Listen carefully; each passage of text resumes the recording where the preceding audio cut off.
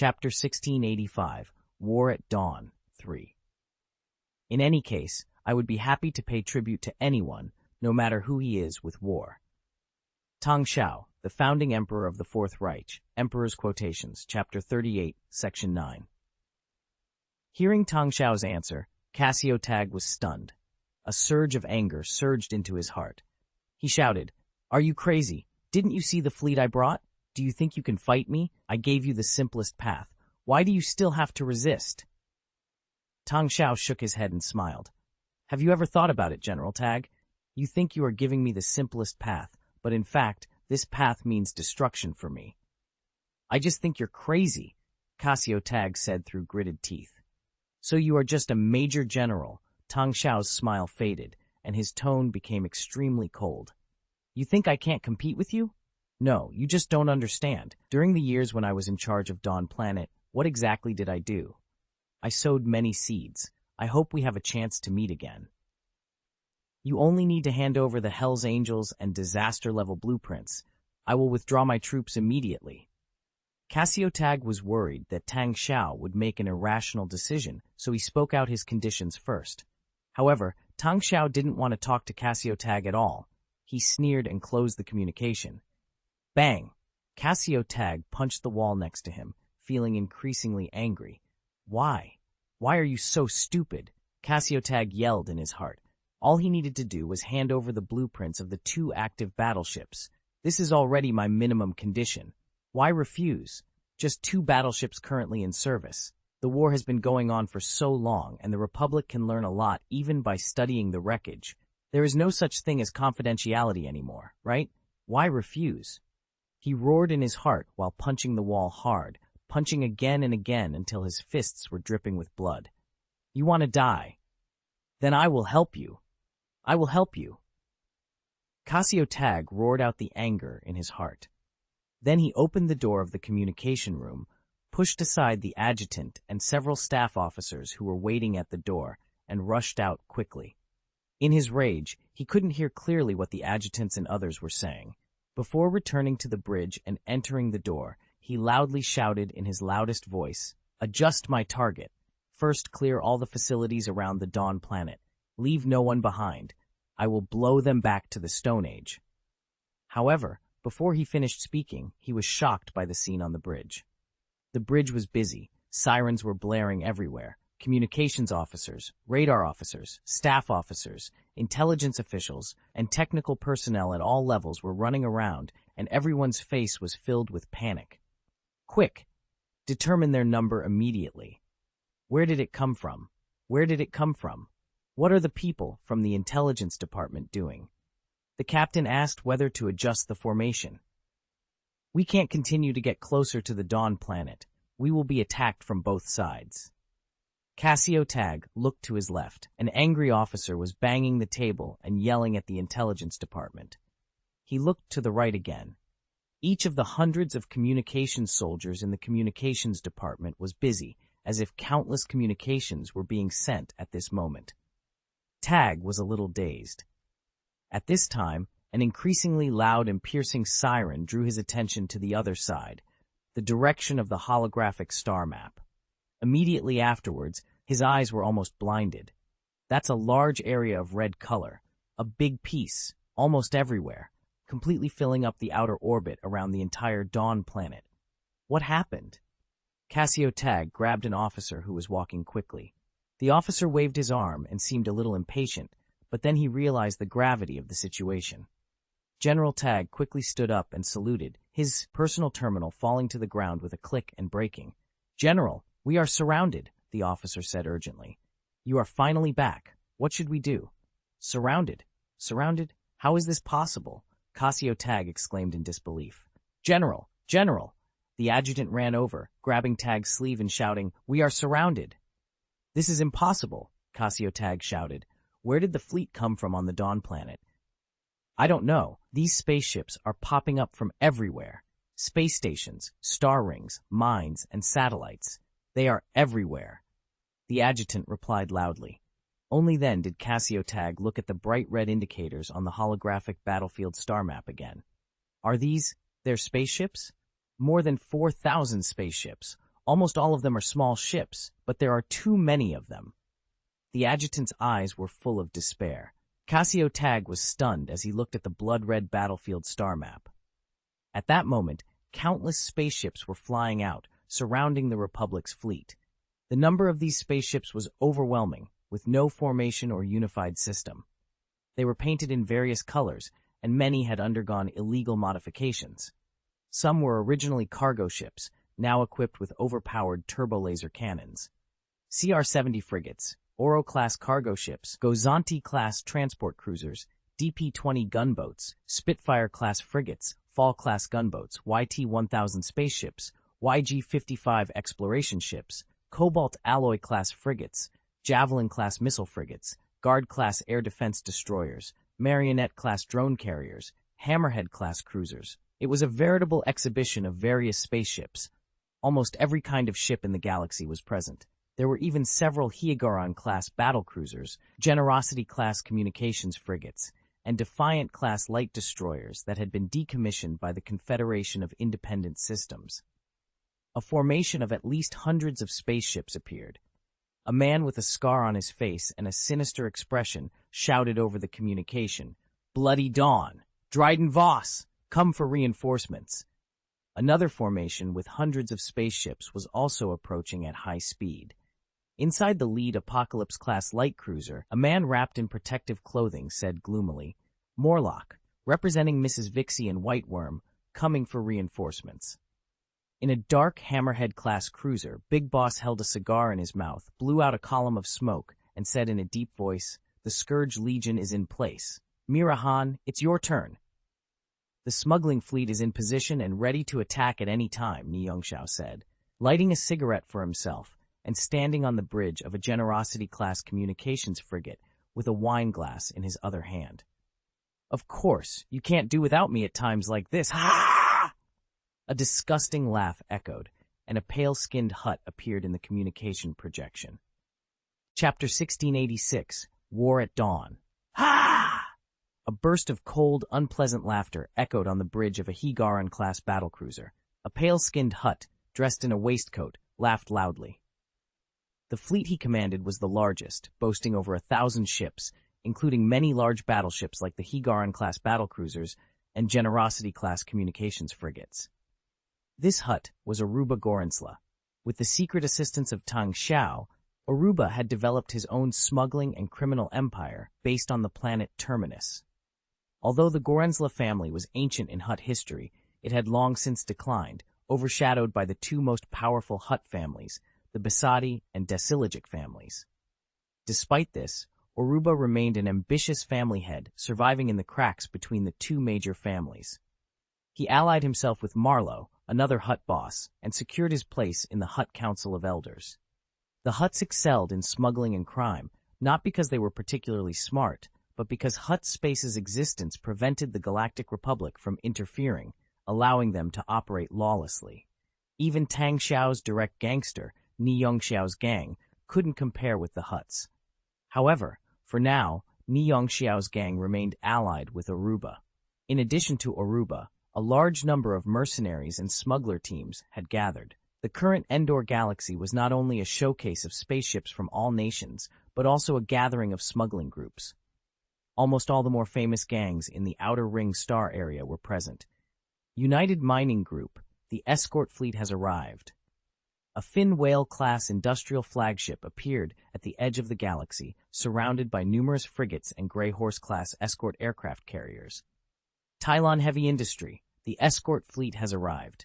Most of these escort fleets consisted of warships that had been decommissioned or warships that hadn't received orders from the Fourth Civilization military due to performance issues, but were still produced for export. These included the Knight-class frigate, the Hammer-class frigate, the Pulse-class frigate, the Marionette-class drone mothership, and the popular and cost-effective Grey Horse-class escort aircraft carrier. Among them were more than 10 Predator-class modified aircraft carriers, originally heavy cargo ships purchased at a low price from the Trade Alliance and converted into aircraft carriers during the early development of the Fourth Civilization. The Grand Defense Fleet is coming for reinforcements. The Tebran pirates are here. Ha! The Bespin Consortium is coming for reinforcements. Defense fleets from many affiliated races and planets also arrived, swelling this motley army's numbers even further. In the command center of the Glory Mothership, Tang Xiao waved his hand and declared loudly, "Come on, use the blood and fire of the Galactic Republic to open the chapter of a new era." "Ha! Kill them all!" Bloody Dawn leader Dryden Vos ordered with a grin. "Attack! Kill the Republic! Leave no one behind. Next, it's our time! Ha ha ha! The Republic is a thing of the past. Be eliminated by the times as soon as possible." Amidst the noisy shouts of killing in the communication channel, thousands of small warships swarmed towards Tag's fleet. At the same time, all the fighter jets carried by these battleships took off. Especially the Grey Horse-class escort aircraft carriers, which immediately retreated to the rear of the battlefield upon arrival, launching a large number of crescent-shaped stealth fighters from their simple hangar platforms. The Homeland fighter jet is extremely fast but lacks firepower. The design of its energy supply device results in insufficient power to install more advanced stealth systems. However, it has become the most popular among the escort fleets due to its low cost. From among the hundreds of Grey Horse-class escort aircraft carriers, more than 3,000 stealth fighters took off into the dark atmosphere, blending into the massive, diverse fleet as they fiercely advanced. Amidst the gas giant planet Endor, a colossal figure broke through the clouds and flew towards the Republic fleet, accelerating rapidly. It was the Glory Mothership, a behemoth standing 41,300 meters tall. Its sheer size alone was intimidating. Moreover, the current Glory Mothership was vastly different from when it faced pirates alone 20 years ago. A large number of weapon systems had been installed on its massive frame, arming it to the teeth. Over nearly 20 years of operation, much of the equipment on the Glory Mothership had been transferred to the Dawn Planet or the Star Ring. The vacated space was utilized by the Fourth Civilization engineers and naval officers who filled it with various weapons. More than 2,000 close-range laser cannons guarded every corner of the mothership. 40 heavy-duty pulse laser cannons served as formidable enemy-killing weapons. The 5 mass launchers originally equipped had been modified into 5 powerful supermatter launchers, electromagnetic guns with a caliber of 40 meters. Additionally, there were 16 vertical missile launch arrays on the ship, capable of launching hundreds of missiles in each salvo. This was the true backbone of the motley army. Without it, the disparate crews, each with their own agenda, would never agree to engage the massive Republic fleet head-on. "Asshole! Bastard!" Tag muttered, his legs feeling weak at the sight of such a chaotic scene. He had never witnessed a battle of this scale before. He couldn't even fathom it. "Fighters! Launch the fighters immediately! All fighters, take off!" Despite his extreme fear, Tag issued the combat order. "All fleets, retreat, engage away from the Dawn Planet." In fact, many battleship captains had already acted without his permission. Anyone with a discerning eye could see that continuing to approach the Dawn Planet ring with powerful firepower under such circumstances was tantamount to seeking death. All the pilots in the fleet were mobilized. At this point, there was no need to worry about rotation. It was all about how many pilots were available. All the Jaeger-class battlecruisers deployed their hangar platforms, and a large number of fighter jets took off. V-19 Torrents, V-Wing Alpha light fighters, and ARC-170 heavy fighters launched one after another. Even A-Wing bombers took off, as these bombers could still be used to target the enormous mothership, which looked terrifying at first glance. An unprecedented, crazy, cruel, bloody, and heroic battle was fully ignited around the Dawn Planet. Chapter 1687, War at Dawn 5. Galactic Republic. In this galaxy, no one expects you to survive. Tang Xiao's voice thundered through the public channel. His voice, amplified by the force and auxiliary equipment, resonated with power and authority, stirring the hearts of all who heard it. Tang Xiao stood in the grand command center of the Glory Mothership, perched on his iron throne. Clad in a magnificent uniform and holding a scepter, he gazed out at the stars. Though not physically imposing, his presence was as formidable as a mountain, and his youthful face radiated the courage of a lion. Everyone aboard the mothership who was not engaged in battle, stood and solemnly saluted the great king displayed on the screen. On Dawn Planet, people paused their activities to watch the ubiquitous holographic projections in the city.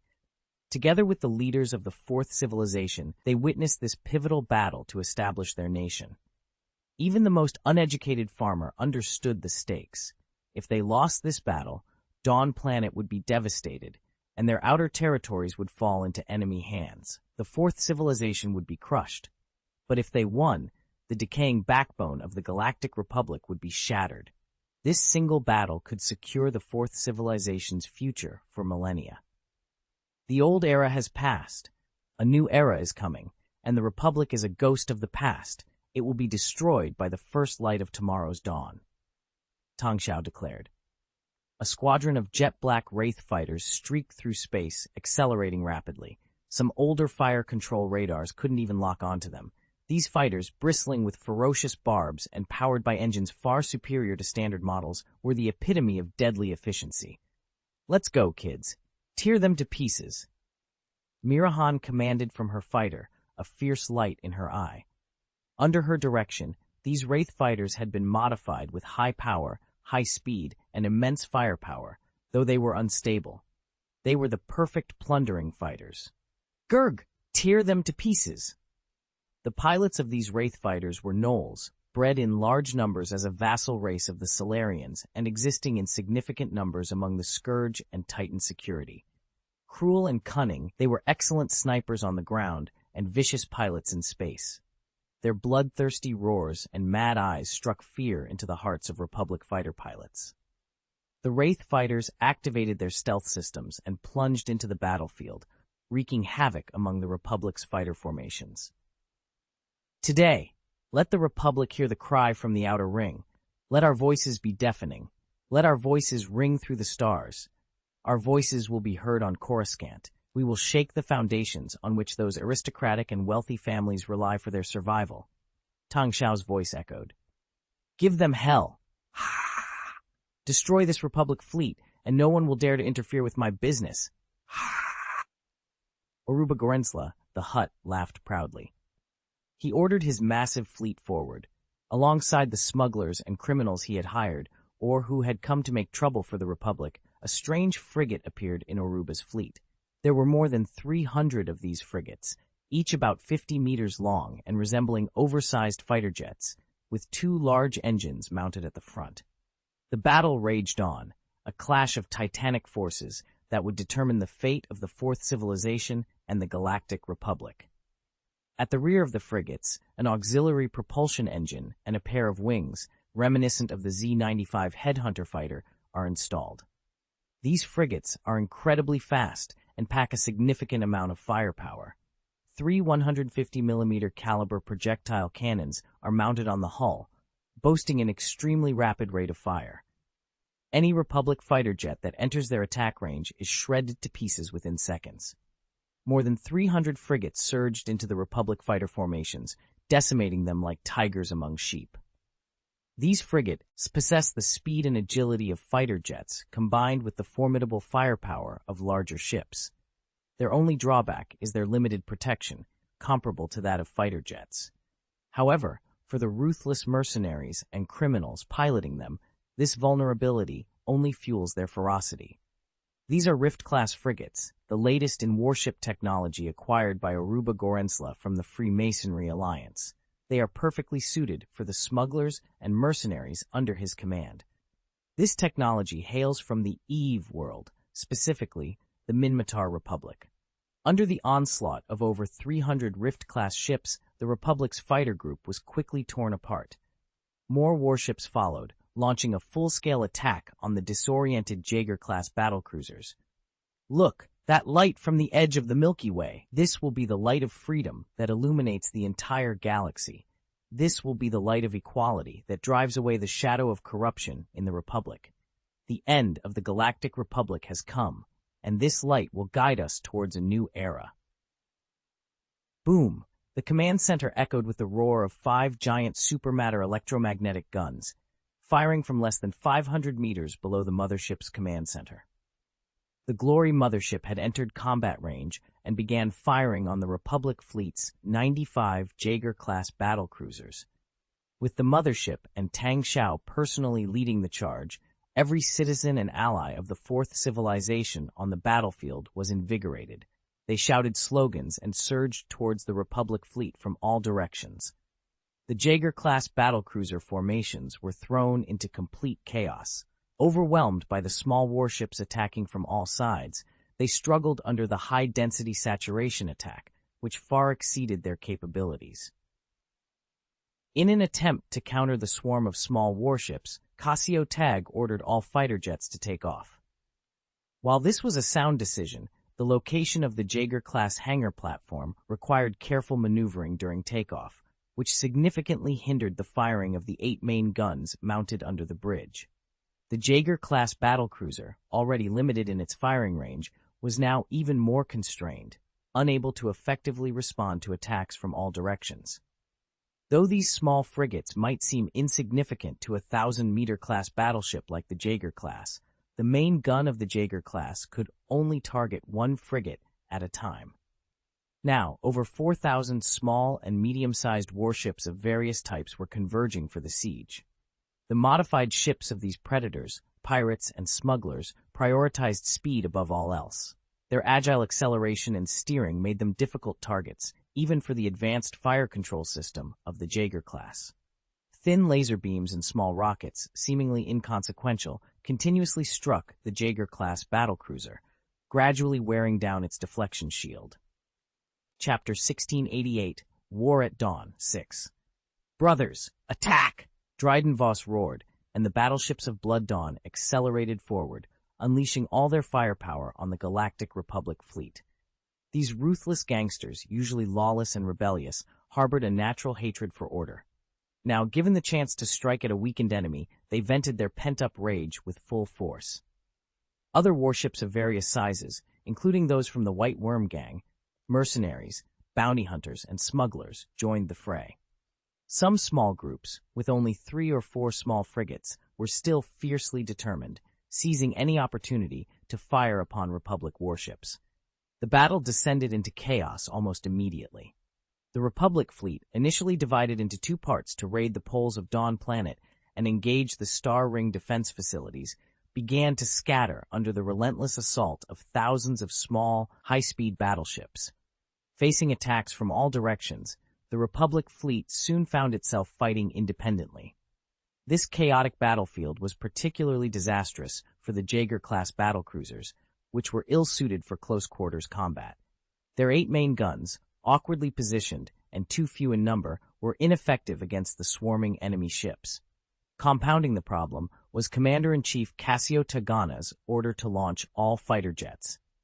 This required the 65 Jaeger-class battlecruisers to fully extend their bow hangar platforms to quickly release the fighters, further limiting the main gun's firing angles and exposing the hangar platforms as significant vulnerabilities. Seizing this opportunity, the small enemy warships plunged into the Republic fleet's formation, turning the battle into a chaotic melee. A large number of Republic fighter jets took off in dense formations. To expedite the launch, many fighters bypassed the electromagnetic ejection devices and used anti-gravity engines, making them vulnerable during the acceleration process. Ordinarily, seizing such a fleeting opportunity would be difficult for most enemies, but today's adversaries were far from ordinary. Among the mixed fleet were many Reckless-class and Spear-class light frigates, retired from the frontline navy of the Principality of Dawn. These frigates, originally designed to annihilate enemy fighter formations, were now proving their worth on the battlefield of Dawn Planet. Even more deadly were the over 300 Rift-class frigates brought by the Hutt Oruba Gorensla. These frigates, with speed and agility comparable to fighter jets and firepower rivaling heavy frigates, tore through the Republic fighters, still accelerating like tigers among sheep. A Rift-class frigate charged towards a Chasseur-class battlecruiser at high speed. Its 3 150mm projectile cannons fired dozens of shells, shredding several V-19 Riptide fighters taking off. The shell's powerful kinetic energy remained intact, striking the Jaeger-class hangar platform and causing a violent explosion. With the Jaeger-class ship's shields already overloaded, the gangster piloting the Rift-class frigate from the Gorensla family laughed maniacally. He dived directly into the widely opened hangar platform hatch of the Jaeger-class ship. Passing through the airtight shield, the three 150mm projectile cannons began strafing the hangar. Boom, boom, boom, boom. A series of explosions erupted within the Jaeger-class hangar, sending shockwaves through the ship. The fighter jets and a large number of ground crews that hadn't had time to take off were all torn to pieces by this powerful force. The hangar platform, under the isolation of the airtight shield, still had air. The Rift-class engine roared hoarsely. In the next moment, the battleship passed through the airtight shield and flew into the vacuum of space again. The terrible sound stopped abruptly. Only the Jaeger-class cruiser was left in a panic. A fire broke out on its hangar platform, and the warship was desperately trying to close the hatch to put out the fire. Some of the Sioux, rounding fighter jets that had taken off first, were now unable to return to their own warships. But the battleship's bad luck was not over yet. A Higra-class battlecruiser in the distance had already set its sights on it. After cutting in at high speed, the two particle beam cannons on the bow of the ship opened fire instantly. The shot was precise, fired directly through the unclosed hangar door, penetrating the devastated hangar platform. The overwhelmed Jaeger-class battlecruiser finally triggered a series of explosions during this attack and was then blown into two pieces. This was a 4,000 versus 66 battle. Cassio tags two battle groups of 60 Jaeger-class ships, plus its own flagship Commander-class dreadnought and 5 escorting Jaeger-class ships, were in desperate chaos. Even with the cover of 20,000 fighter jets, they were still fighting on their own. Moreover, the condition of those fighter jets was also dire. The first batch of more than 2,000 fighter jets that took off were initially deployed against the Dawn planet and later carried out bombing missions against the Star Ring. Now, they had exhausted their weapons and energy and were preparing to return. However, upon their return, they found that all the Republic warships were launching fighter jets, leaving them no chance to return to their own warships. So, when these more than 2,000 fighter jets were attacked by Rift-class frigates, they became the first victims, unable to fight back. Among these more than 2,000 fighter jets were 400 Y-wing bombers, a very precious heavy firepower strike platform. After all 400 Y-wing bombers were destroyed, 1/3 of the bombers in the Galactic Republic's fleet were lost. But this was not the end. After more than 10,000 fighter jets successfully took off and joined the battle, many were injured and wanted to return, but they were also unable to do so. They realized that their battleships were retreating and dodging, with many simply closing the hangar doors under constant attacks from the frigates. Only then did these pilots suddenly realize that in this battle, they had become disposable consumables. However, thanks to the brave fighting of these consumables, the Republic fleet was able to barely stabilize the situation. But this temporary balance of power was mainly brought about by the more than 10,000 fighter jets. And how long could these fighter jets last? It was certain that they were definitely inferior to those ferocious small battleships. Chapter 1689, War at Dawn, 7. In the entire history of Star Wars battleship development, the Jaeger-class battlecruiser stands out as an anomaly. With a total of 420 aircraft, it is unprecedented. However, to accommodate so many fighters, the Jaeger-class battlecruiser had to sacrifice numerous features. The single layer of armor, the hangar platform covering the entire bow, and the oddly positioned main gun were all designed to free up space for fighter hangars. Initially, the large number of aircraft provided significant advantages in the early stages of the war. However, these advantages were soon overshadowed by numerous shortcomings. For instance, the Chaser-class battlecruiser aircraft carrier, developed by Kuat Dynamic Shipyard and currently under review by the Galactic Republic Battleship Manufacturing Committee, highlights these issues. This 2,200-meter-long aircraft carrier is designed to carry only 144 aircraft, which is just over 1/3 of the Jaeger's capacity. The Chaser-class battlecruiser aircraft carrier combines the functions of the Chasseur class and the Cheer class, and it is responsible for transporting 14,000 soldiers. Despite being twice as large in length and width as the Chasseur class, it carries only 144 aircraft, reflecting a shift in design philosophy at Kuat Power Dockyard. Each fighter jet on the Chaser class has a separate hangar and automated maintenance equipment, allowing for comprehensive maintenance services. This setup enables a fighter jet to go from cold start to takeoff within 5 minutes. Additionally, the Chaser class can launch all its fighter jets through catapults within 30 minutes or through anti-gravity engines within 5 minutes, providing a significant advantage in a rapidly changing battlefield. In contrast, the Jaeger class requires nearly an hour to launch all 420 fighter jets using anti-gravity engines. If limited ejection devices are used, the process could extend until nightfall. Inefficient maintenance results in high losses, with each Jaeger-class battlecruiser engagement causing significant aircraft and pilot casualties. Even the Galactic Republic has expressed concerns over the unsustainable losses. Training pilots takes considerable time, and the Republic is now facing a decline in pilot quality. The requirements for pilots have dropped from 1,000 hours of flight training to just 300 hours. This means that after a little over a month of intensive training, pilots are sent to the battlefield. In the unprecedented battle outside Dawn Planet, the fighter formation from the Galactic Republic fleet has become their last hope. However, this hope is fragile. Fighters are continuously shot down, and warships are consistently damaged. Less than half an hour into the battle, 7 Jaeger-class battlecruisers had already been sunk, and every remaining battleship was damaged. Typically, frigates pose minimal threat to capital ships, as they are destroyed within minutes upon entering the battleship's fire range.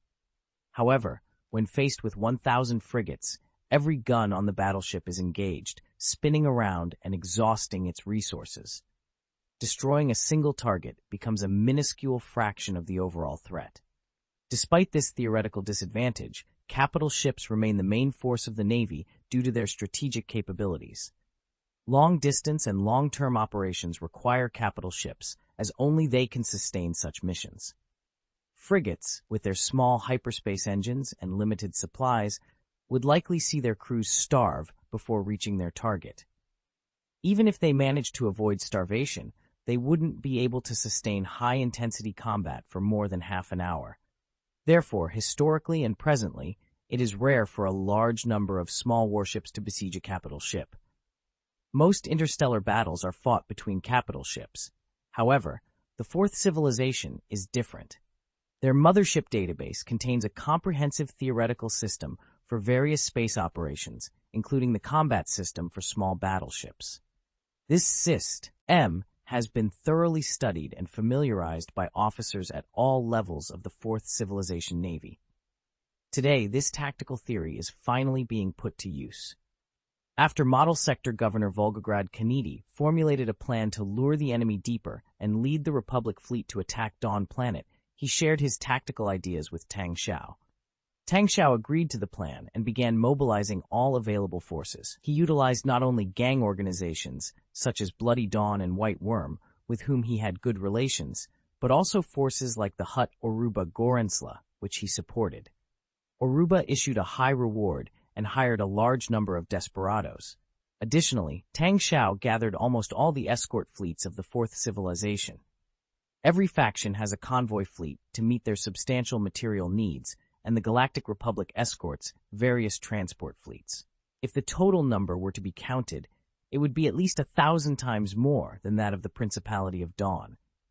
However, this time, Tang Xiao adopted a drastic approach. He recalled all the escort fleets, effectively halting the entire supply transportation of the Dawn Principality. Despite the Principality's acceptance of both black and white markets, active pirates were still a concern. The stagnation of material transportation resulted in nearly 2,000 warships being available. Within 7 days of formulating the plan, Tang Xiao continued to mobilize fleets from other locations and set up an ambush outside Dawn Planet. When Cassio Tag finally took the bait and attacked Dawn Planet, these small warships would lay siege to the Republic fleet. The main force of this siege was the Dawn Principality's own fleet. The fleets of Bloody Dawn, White Worm, and the mercenaries could provide additional support, but they were not expected to engage directly with the more than 60 Republic capital ships. Implementing the escort sea tactic posed another challenge, maintaining morale and preventing collapse due to high casualties. Under such tactics, each frigate essentially served as a human shield for other warships. Their only hope was that the Republic's battleships would not target them. To mitigate this, Tang Xiao personally led the Glory Mothership to attract firepower, allowing the escort fleet warships to advance and open fire without fear of death. This encouraged Bloody Dawn and White Worm to join the fray, hoping to capitalize on the situation. Regardless of the motivations, the siege was now complete, and the two battle groups led by Tang Xiao had no chance of winning. Chapter 1690, War at Dawn 8. Countless frigate-level small battleships wreaked havoc among the Republic fleet, besieging every Republic Jaeger-class battlecruiser. The Jaeger-class could barely resist with their meager firepower and even launched fighter formations while under attack. In the current establishment of the Republic's fleet, it is almost impossible to fully carry carrier-based aircraft. A Jaeger-class can only carry about 200 fighter jets. However, the Jaeger-class itself has not solved its significant shortcoming, very low takeoff efficiency. Fully expanding the hangar platform exposes huge weaknesses, but if not fully deployed, the fighter jets can only take off bit by bit. How long would it take to launch more than 200 fighter jets this way?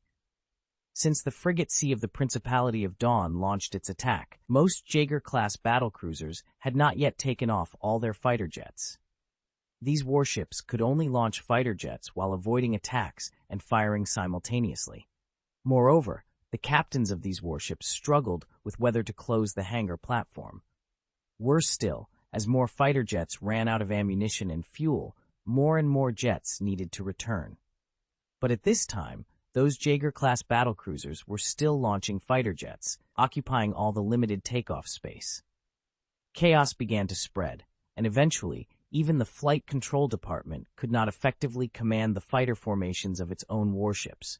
Some fighter jets, unable to land on their designated warship, flew to other warships in desperation to request landing, completely disrupting the organization.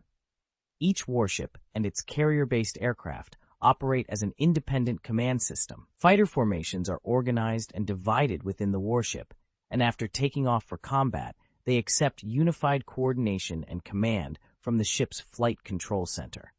This prevents confusion.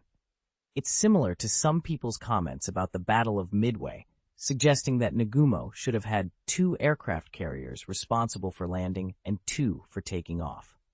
This idea is flawed because it disrupts the entire fighter formation and then reintegrates it, which only a Gestalt consciousness could manage. Discipline and organization are always necessary to ensure the combat effectiveness of a regular army. The fatal problem facing the fighter formations of the Republic fleet now is that they can no longer maintain effective organization and have almost no discipline at all. When Tang faced the siege of more than 4,000 frigates and almost the same number of fighter jets, the decision he made in a hurry was both the most correct and the most wrong decision. Launching fighter formations to deal with enemy fleets of small battleships is understandable and is a standard tactic taught at the Republic Naval Academy. However, Tang ignored the performance limitations of the Jaeger-class battlecruiser itself. The result was that the efficiency of launching fighter jets was low, and recovering them was almost impossible. The firing was affected by the surrounding fighter jets taking off and landing. As for defense, the hangar platform was wide open. Anyone with basic knowledge would know that the opponent would aim for the big hole on the hangar platform. Excellent commanders know how to learn from each other's strengths, make up for their weaknesses, and maximize the advantages and characteristics of their warships, such as Severance Tan. A mediocre commander, however, will only forcefully apply dogma based on textbook tactics without considering the unique circumstances and limitations of their situation. No matter how excellent a warship is, it is only as effective as its commander. The Jaeger-class battlecruiser, a vessel with both significant strengths and weaknesses, became a liability under the command of Tang Xiao. But is the Jaeger-class truly useless? Despite the relentless onslaught from the Confederation of Independent Systems and the Principality of Dawn, these warships, the UD creations of the talented designer Willix Blissex, have endured. Another Jaeger-class battlecruiser had its shields breached. Over 200 frigates besieged its armored belt, igniting fires throughout the ship. The battleship visibly lost control. The gravity gyro failed, causing the ship to tilt. A massive explosion of flames, debris, and thick smoke erupted from the engine nozzle, rendering the ship powerless. Yet the frigates persisted, bombarding the Jaeger-class battlecruiser for several more minutes until its bridge was completely destroyed. Only then did they disperse to attack other targets. As the battle raged on, Tang Xiao lost all command of his fleet. The chaotic battlefield left his mind blank, unsure of how to salvage the situation. But perhaps by divine intervention, a chance for redemption appeared. A violent flash of white light outside the gas giant planet Endor heralded the arrival of 30 Jaeger-class battlecruisers, jumping out of hyperspace and entering the fray 3 hours ahead of schedule. This was Battle Group C, arriving just in time to support the beleaguered Battle Groups A and B. Had they followed the original plan, they would have arrived only to collect the remains of the two groups and face the full might of the Dawn Principality's defense fleet. But now, with A and B still capable of fighting, the tide could turn. Seeing the arrival of Battle Group C, Tang Xiao's eyes lit up with renewed hope. He grabbed the communicator and roared, "Battle Group C! Be on alert immediately, deploy fighter jets in batches, maintain a long-range shooting posture." Despite his earlier failures, Tag's military academy training kicked in, and he made the right call. With 30 Jaeger-class battlecruisers stabilizing their position and deploying fighter jets in an organized manner, they could pose a significant threat to the enemy's smaller frigates. His two battle groups, A and B, still had 42 Jaeger-class battlecruisers with some combat capability. If these 42 ships could break through to Battle Group C and join forces, the outcome of the battle remained uncertain. Meanwhile, Tang Xiao, the Grand Duke of Dawn, observed the battlefield through a holographic star map. Beside him stood Volgograd Kennedy, the governor of the model sector. Didn't they consider why these reinforcements could successfully reach the Endor system? Kennedy said coldly. Why couldn't it be that we deliberately turned off the hyperspace disruptor in a specific area? Keep performing, Kennedy. So far, you have done a good job, Tang Xiao replied, his tone icy as he kept his hands behind his back, not looking directly at Kennedy. I will protect the model sector. I will also protect the border of the Fourth Civilization, until forever. Volgograd Kennedy declared firmly. Tang Xiao turned away, a cold smile forming on his face. All battleships. Break out toward Battle Group C. Kill. Simultaneously, Tang Xiao issued his own breakout order. The battle was far from over, and the fate of the fleets hung in the balance. Chapter 1691, War at Dawn 9. The early arrival of Battle Group C injected new hope into the despairing officers and soldiers of Battle Groups A and B of the Galactic Republic Expeditionary Force. There was still hope. It wasn't the most desperate time yet. Although the enemy frigates were numerous, their biggest weakness was glaringly obvious when facing battleships. They lacked decisive and lethal firepower. Despite the seemingly dire situation, with the Republic forces appearing to be on the defensive and suffering heavy losses, not many Jaeger-class battlecruisers had been completely destroyed. Most of the destroyed battleships had fallen to the Glory Mothership, or large battleships like the Higra-class battlecruisers and Generosity-class communications frigates. Only 2 Jaeger-class battlecruisers had actually been destroyed by the frigates. Now, almost all the Republic warships on the battlefield knew to avoid the Glory Mothership. After all, the Glory Mothership was a civilian ship, and its steering and flexibility could not compare with professional warships. Moreover, this mothership was primarily a shield ship, and its armor's defensive power was very limited. Therefore, even though Tang Xiao appeared to be leading the charge, he was actually using the ship very cautiously. If this continued, as long as they could join up with Battle Group C, which was gaining a foothold on the spot, there was at least a chance of escaping unscathed, if not achieving final victory. Returning to the Anaji galaxy and joining forces with more than 100 warships there, they would still have an invincible fleet. Almost all the Galactic Republic battleships that could still move turned their engines to maximum speed and flew quickly in the direction of Battle Group C. Even if the numerous frigates kept firing at them, they pretended not to notice. The captains of these battleships had only one goal in mind, to join Battle Group C. However, a dazzling light flashed instantly. The countless pairs of eyes staring in the direction of Battle Group C were all stunned. It was an explosion of fire. It came from Battle Group C. One of the Jaeger-class battlecruisers was being torn apart by a terrifying explosion. The collapse of the material caused massive damage, creating a huge wound at the tail end of the battleship. More explosions continued to occur, spreading along this wound and reaching the bridge. As the bridge disintegrated, the battleship was completely broken into 3 pieces in the explosion. Every Republic officer and soldier on the battlefield was completely stunned. What had happened? Why was a perfectly good Jaeger-class battlecruiser destroyed in just a few seconds? The commander of Battle Group C did not panic in the face of such a sudden attack, nor did he even react in any way. That's right, because the Jaeger-class battlecruiser that exploded was the flagship of Battle Group C. Before anyone could react, there was another extremely violent explosion. The second Jaeger-class battlecruiser was blown up, and the explosion also came from the rear end of the battleship. This was not over yet. The third Jaeger-class ship also exploded. The enemy is behind. The radar operator of one of the battleships pointed at the radar screen and screamed loudly. Sure enough, a few extremely weak signals were looming on the radar screen. Their position was just behind Battle Group C, like a group of cruising sharks. The warships of Battle Group C were concentrating on launching fighter jets and providing long-range fire support to Battle Groups A and B, which were under siege. From the perspective of the captains of each of their battleships, fierce battles were taking place over Battle Groups A and B, and they were located far away from the battlefield, so it was naturally safe here. All of their attention was focused on the battle ahead. They never expected.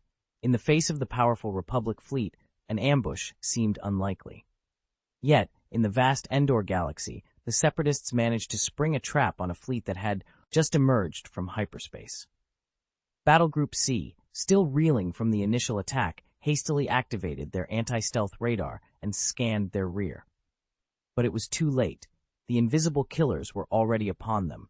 20 Purification-class Black Hidden Special Service ships had been lying in wait in this airspace, where hyperspace jammers were deactivated. As soon as the Republic fleet exited hyperspace, these stealth warships surged forward at high speed, launching devastating superproton torpedoes at close range. The Republic warships, caught off guard, had no time to intercept the torpedoes and were struck one after another. The flagship was sunk in the first wave of attacks. This was Severance Tan's signature tactic, using the Force to locate the enemy's flagship and then executing a sudden, targeted decapitation strike to cripple the fleet's command structure. With Darth Malthael personally overseeing the operation, sensing the flagship's location through the Force was effortless. The Separatists were aware of the Republic fleet's reinforcements thanks to reports from the Dawn Principality fleet engaged on the planet Anaji. They knew that 30 warships were gathering and had not participated in the landing operation on Anaji. With their flagship destroyed, Battle Group C was thrown into disarray. The leaderless fleet launched a desperate counterattack against the Purification-class Black Hidden Special Service ships. Fighter jets swarmed the stealth ships, but these vessels were relentless. Even under heavy fire, they continued their assault on the Jaeger-class battlecruisers, launching powerful superproton torpedoes. One by one, the Jaeger-class battlecruisers were obliterated. These ships, with only a single layer of armor, stood no chance against the superproton torpedoes. However, the Republic fighter group soon managed to inflict losses on the Purification-class ships. After losing 7 or 8 vessels, the remaining stealth ships activated their cloaking devices and fled at high speed. In the aftermath, the wreckage of 9 Jaeger-class battlecruisers floated among the remnants of Battle Group C. In less than 20 minutes, 9 Jaeger-class ships had been destroyed. The ambush had not only decimated the fleet, but also shattered the morale of the Republic officers and soldiers, including Cassio Tag.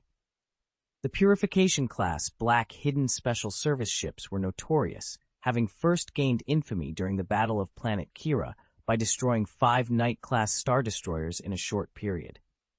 Yet, Cassio Tag had made no preparations for this threat, largely because the Republic had little information about these warships. Cassio Tag realized that the stealth ships had not been entirely eliminated.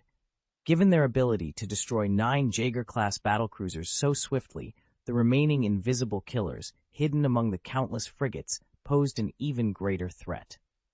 This realization spelled disaster for the Galactic Republic expedition fleet. The battle had turned into a catastrophe for the Republic, thanks to Mingwu Huaxia. Sure, I'd be happy to help. Please provide the text from the novel that you would like me to clean up and enhance. Chapter 1692, War at Dawn, 10. Battle Group C, which suffered a surprise attack by the Purification-class Black Hidden Special Service ships and lost almost 1/3 of its warships in a short period, is now in chaos. Among the 9 battleships that were destroyed, one of them was their flagship, which was the first to be attacked. 4 Purification-class ships stealthily approached the engine position behind the battleship and then fired 8 super-proton torpedoes directly. In the violent explosion that ensued, the commander of Battle Group C perished. Each Purification-class Black Shadow Special Service ship is equipped with 6 super-proton torpedoes. These torpedoes are extremely powerful, but if launched normally, they would be easily intercepted. Therefore, the Purification-class ships were used as weapons launch platforms. If torpedoes or missiles are to break through the opponent's air defense circle, they need a very complex algorithm, such as adjusting their entry direction according to the firepower density of the opponent's air defense circle, adding stealth systems, or installing tactical jump systems on the missiles. So the question arises, why not put these expensive technologies on a small spacecraft? Then let the spacecraft get close to the enemy ship and launch missiles from a very close position. This way, everything would be solved and the spacecraft could be reused. This is the origin of the Purification-class Black Hidden Special Service ship. This is why both the Principality of Dawn and the Galactic Republic are vigorously developing aircraft carrier technology. Fighter jets are not inferior to missiles. Missiles are just a point of firepower. Fighters and aircraft carriers, as carriers, are the core of the battlefield. The Purification class takes this concept to the extreme.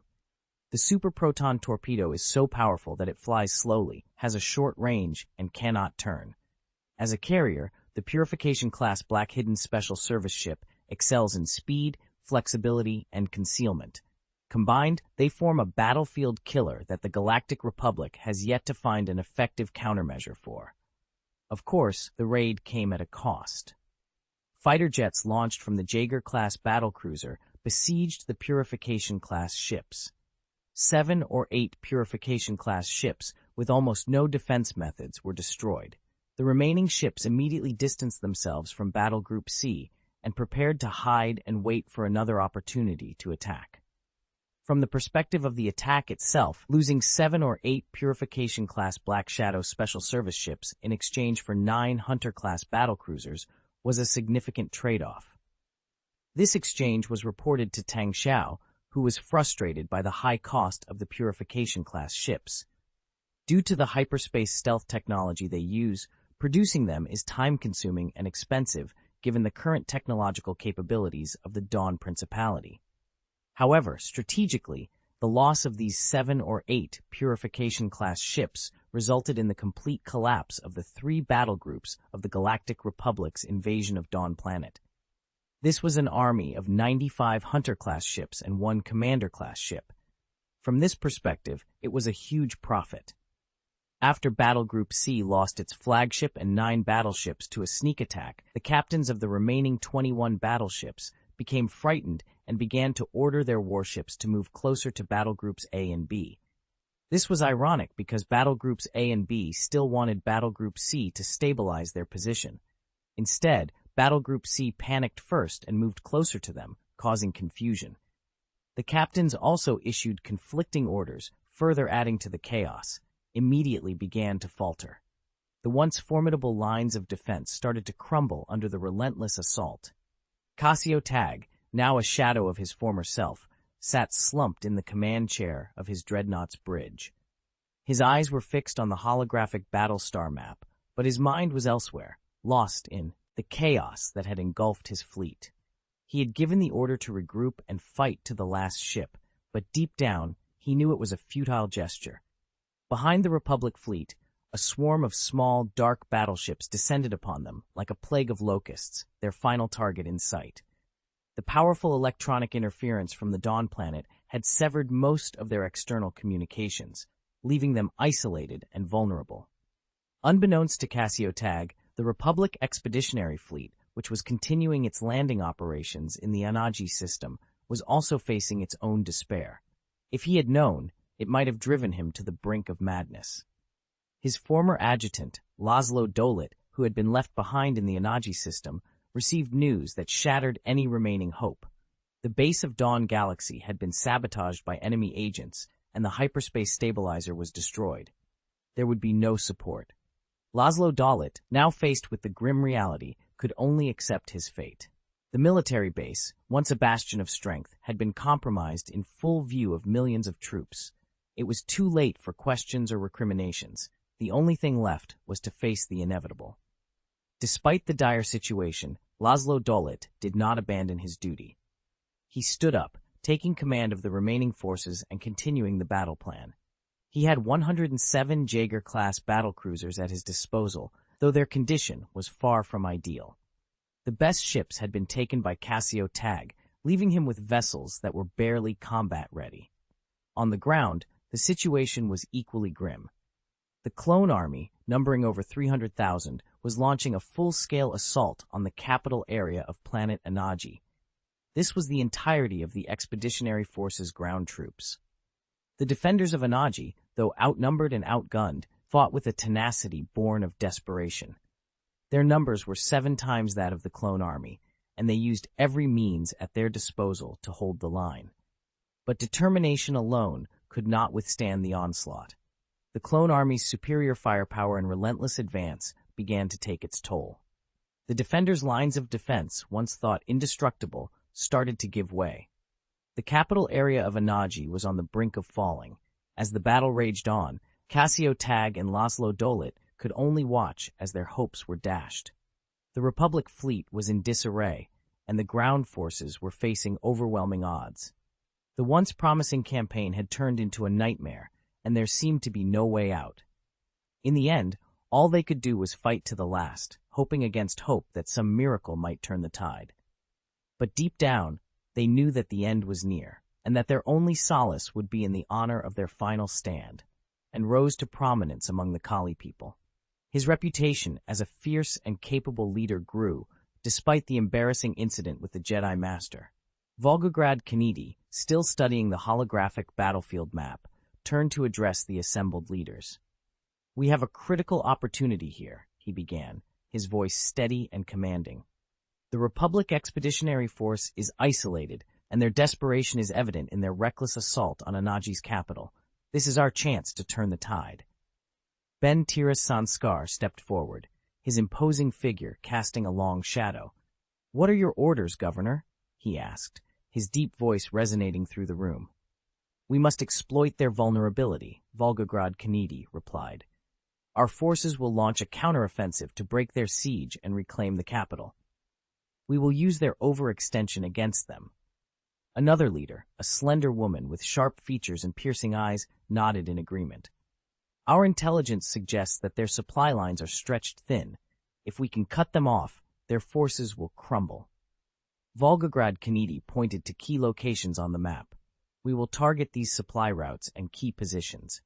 Ben Tiras, your troops will lead the ground assault. Coordinate with our artillery units to maximum eyes impact." Ben Tiras Sanskar saluted sharply. "Understood, Governor. We will not fail." As the leaders dispersed to prepare for the counteroffensive, Volgograd Kennedy remained by the holographic map, deep in thought. The stakes were high, and the outcome of this battle could determine the fate of the entire sector. Meanwhile, in the capital of Anaji, the situation grew increasingly dire. The relentless bombardment from the Republic forces had reduced much of the city to rubble. Buildings crumbled under the onslaught of ATE walkers and AV-7 self-propelled artillery, while the skies were filled with the deafening roar of Galactic Republic fighter jets. Clone troopers advanced through the streets, their movements precise and coordinated. They took cover behind debris, firing at any defenders who dared to resist. The defenders of Anaji fought valiantly, but they were outnumbered and outgunned. Each fallen firepower point marked another step closer to the city's fall. Laszlo Dolit, overseeing the battle from his command center, clenched his fists in frustration. Despite his efforts to keep the situation in the Dawn Galaxy a secret, he knew that time was running out. The Republic Expeditionary Force was on the brink of collapse, and their only hope lay in capturing Anaji's capital swiftly. Push forward, he barked into the comms. We must take the city at all costs. As the battle raged on, the defenders of Anaji prepared for a final stand. They fortified their positions, determined to hold the line against the overwhelming force bearing down on them. The streets became a maze of barricades and makeshift fortifications, each one a testament to their resolve. In the midst of the chaos, a young officer named Jarek rallied his troops. "Hold your ground," he shouted. "We fight for our home, for our families. We will not let them take our city." The defenders' determination was palpable, and their resistance grew fiercer with each passing moment. They knew that the fate of Anaji rested on their shoulders, and they were prepared to give everything to protect it. As the sun began to set, casting a blood-red hue over the battlefield, the stage was set for a climactic showdown. The Republic forces, driven by desperation, clashed with the resolute defenders of Anaji in a battle that would decide the future of the planet. And in the shadows, Volgograd Kennedy's forces prepared to strike, ready to turn the tide and reclaim their home from the invaders. The fate of Anaji hung in the balance, and the outcome of this battle would echo through the galaxy. Under the name of the Slaughterer, Ben Tira Sanskar led the formidable Kali army in their relentless fight for the Principality of Dawn. The Galactic Republic remained the unforgettable enemy of the Kali people, while the Principality of Dawn was their cherished benefactor. Ben Tira Sanskar understood this well. His mission was to eradicate all invaders from the Galactic Republic within the territory of the Principality of Dawn, leaving no one behind. However, Volgograd Kennedy never allowed Sanskar and his Kali army to engage in battle.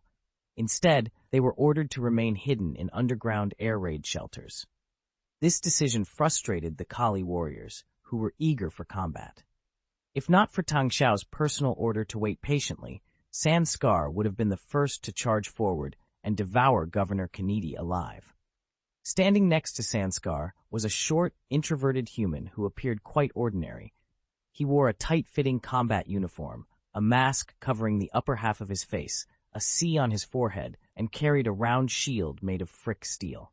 Despite his unassuming appearance, this individual instilled fear even in the fierce Ben Tira Sanskar. During their time in the underground shelter, every sparring session ended with this seemingly ordinary human effortlessly defeating Scar, leaving him no chance to fight back. This person was Shi Amin, a super soldier. After the Battle of Maristal, Tang Xiao learned that Shi Amin was reluctant to participate in offensive operations. Amin was a kind and upright person who could not bear to see the flames of war spread to civilians, even enemy civilians. Consequently, Tang Xiao assigned Shi Amin the role of an instructor, primarily responsible for training army soldiers. However, when the model sector was invaded and the planet Anaji was devastated, Shi Amin stepped forward without hesitation. Among these individuals, the most conspicuous was neither Sanskar nor Shi Amin, but another figure, or rather, a mecha. This was a completely black CMC 300 power armor, adorned with numerous ferocious barbs on the exterior. The full coverage helmet was spray-painted with the face of a terrifying monster. This was the Black Beast team. Chapter 1693, 4 Monsters. The Black Beast Squad is the most elite unit of the Beast Legion, primarily composed of felons from the prison planet Sonel. It is also the first unit in the entire Kingdom of Dawn army to be equipped with CMC-300 powered armor. However, being the first to receive such new equipment is not necessarily an honor. It often means dealing with the instability and risks associated with experimental gear. But for the Black Beast team, which currently has fewer than 20 members, each one is a criminal among criminals, a pervert among perverts, and the most vicious of individuals. Standing here now is the commander of the Black Beast team, known only as Commander. His real name and appearance are unknown, as he never removes his power armor in the presence of others. At this moment, in the command center, his appearance is even more terrifying. The 2.31-meter-tall CMC-300 power armor makes him the most conspicuous and intimidating figure in the room. Is it finally time to swat the flies? Commander let out a deep laugh. To swat the flies, we have to wait for the professionals to come. After all, there are really a lot of flies this time. Ben Tirasan Scar said with a cruel smile. He, too, is a frightening figure, standing almost 2 meters tall without the need for power armor. Flesh and blood, however, are still less interesting than machines, aren't they? Before Sanskar could finish speaking, the answer to his question arrived with a loud boom. The metal door of the command center groaned under the strain, and then the automatic door opened with a creak of deformed mechanical parts.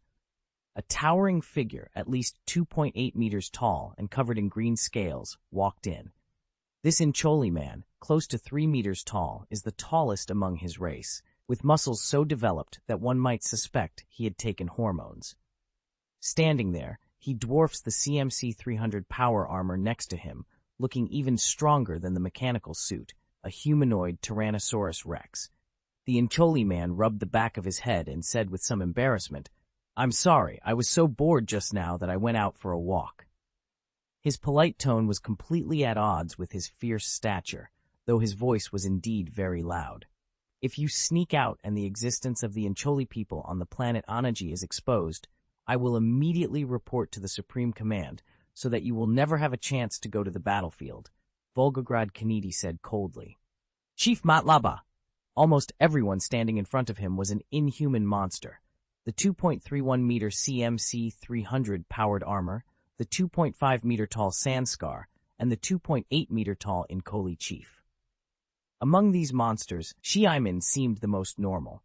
But in reality, if a fight broke out, Xiaimin would likely be the last one standing. These were truly all monsters. But Kanedi had no fear. He was no longer the man who was just waiting to die, afraid of the jackals. He had long since awakened with a more lofty ideal in his heart.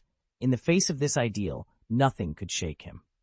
The Incholi chief Matlaba quickly explained to Kanedi, No, I just found a clone team very close to one of our vents. To avoid being discovered, I went to kill them. I cleaned them all up." He lowered his head, noticing something was wrong with Kanedi's expression, and quickly added, "I only took 10 seconds. Really. They definitely didn't have time to spread the news about me. I promise." As he spoke, Matlaba held his hands up and showed what he thought was a flattering smile. To others, this smile seemed terrifying. Volgograd Kanedi glanced at him and said coldly, "I will naturally investigate this matter." Matlaba nodded and bowed, his massive frame almost curling into a ball. His demeanor was strikingly different from that of a typical Incholi. It was precisely this difference that allowed him to rise to the position of Supreme Commander of the Incholi military force, leading 10,000 of the most formidable Incholi warriors in service to the Principality of Dawn. For the Incholi, the Supreme Commander is the leader at the forefront.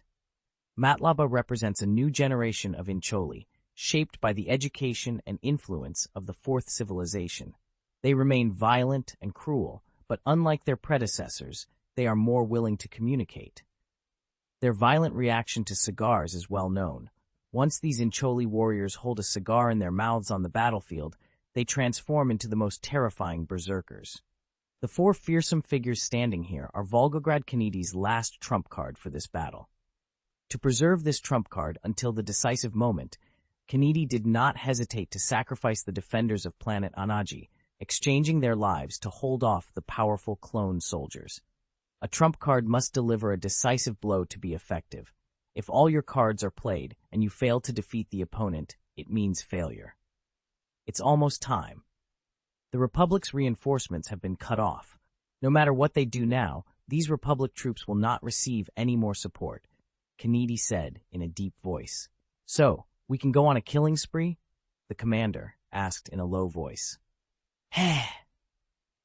Chief Matlaba let out a sinister laugh, his expression enough to haunt any ordinary person who witnessed it.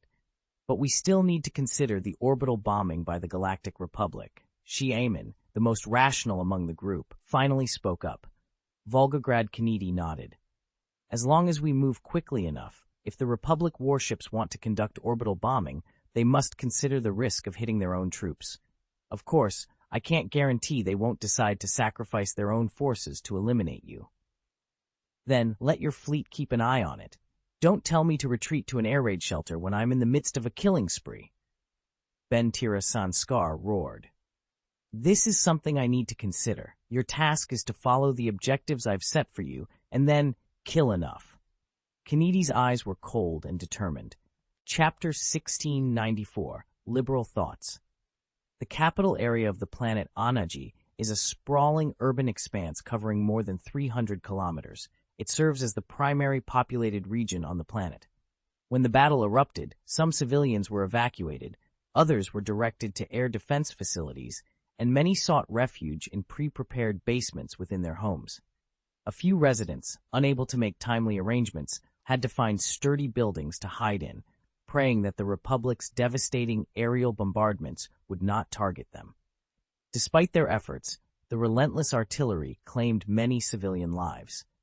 The situation worsened when the Galactic Republic conducted several low-intensity orbital bombings on the capital area to support their war efforts, resulting in civilian casualties exceeding 1 million. This brutal action further fueled the collective anger of the populace. Many civilians joined the army on the spot, picking up weapons and becoming part of the Anaji Planet Defense Force. Interestingly, although the people of the model sector often expressed disdain for Tang Xiao and clamored for autonomy, they harbored deep-seated resentment towards the Galactic Republic. During the era of Aru hegemony, the Aru people, aspiring to be local rulers in the model sector, already disliked the Galactic Republic. They were later coerced into joining under the pressure of the Fourth Civilization. When war broke out between the Fourth Civilization and the Aru, the Galactic Republic not only refused to assist, but also sold outdated spaceships to them at exorbitant prices, further deepening the Aru's animosity. After the first war between the Aru and the Fourth Civilization ended, the Aru promptly withdrew from the Galactic Republic. As Anaji's planet became part of the model sector of the Fourth Civilization, the Galactic Republic launched 2 more invasions. Consequently, the people of the model sector viewed the Galactic Republic as a greedy entity, akin to a vulture, bringing endless casualties and suffering each time it appeared. Even though they sought autonomy, their desire had nothing to do with the Galactic Republic. They merely wanted to break free from the Fourth Civilization's dominance. This sentiment is understandable, as one of the most popular ideologies in the galaxy, especially in the central and outer star regions, is liberalism. This ideology opposes all intergalactic regimes, advocating for each planet to govern itself independently. They envision a loose confederation and parliament at a higher level to resolve interplanetary disputes. This liberal ideology is deeply rooted and has far-reaching influence in the galaxy. Its impact is so profound that in the original plot, Palpatine and Count Dooku exploited this ideology to secede a significant portion of the Galactic Republic, forming the Confederation of Independent Systems. The name itself reflects the participating planet's desire for independence. Even the Confederacy's defeat in the war did not suppress this ideology. On the contrary, it continued to inspire the rise of the rebel army. Eventually, the Galactic Empire was defeated by the rebel army, leading to the Empire's collapse and the establishment of the New Republic.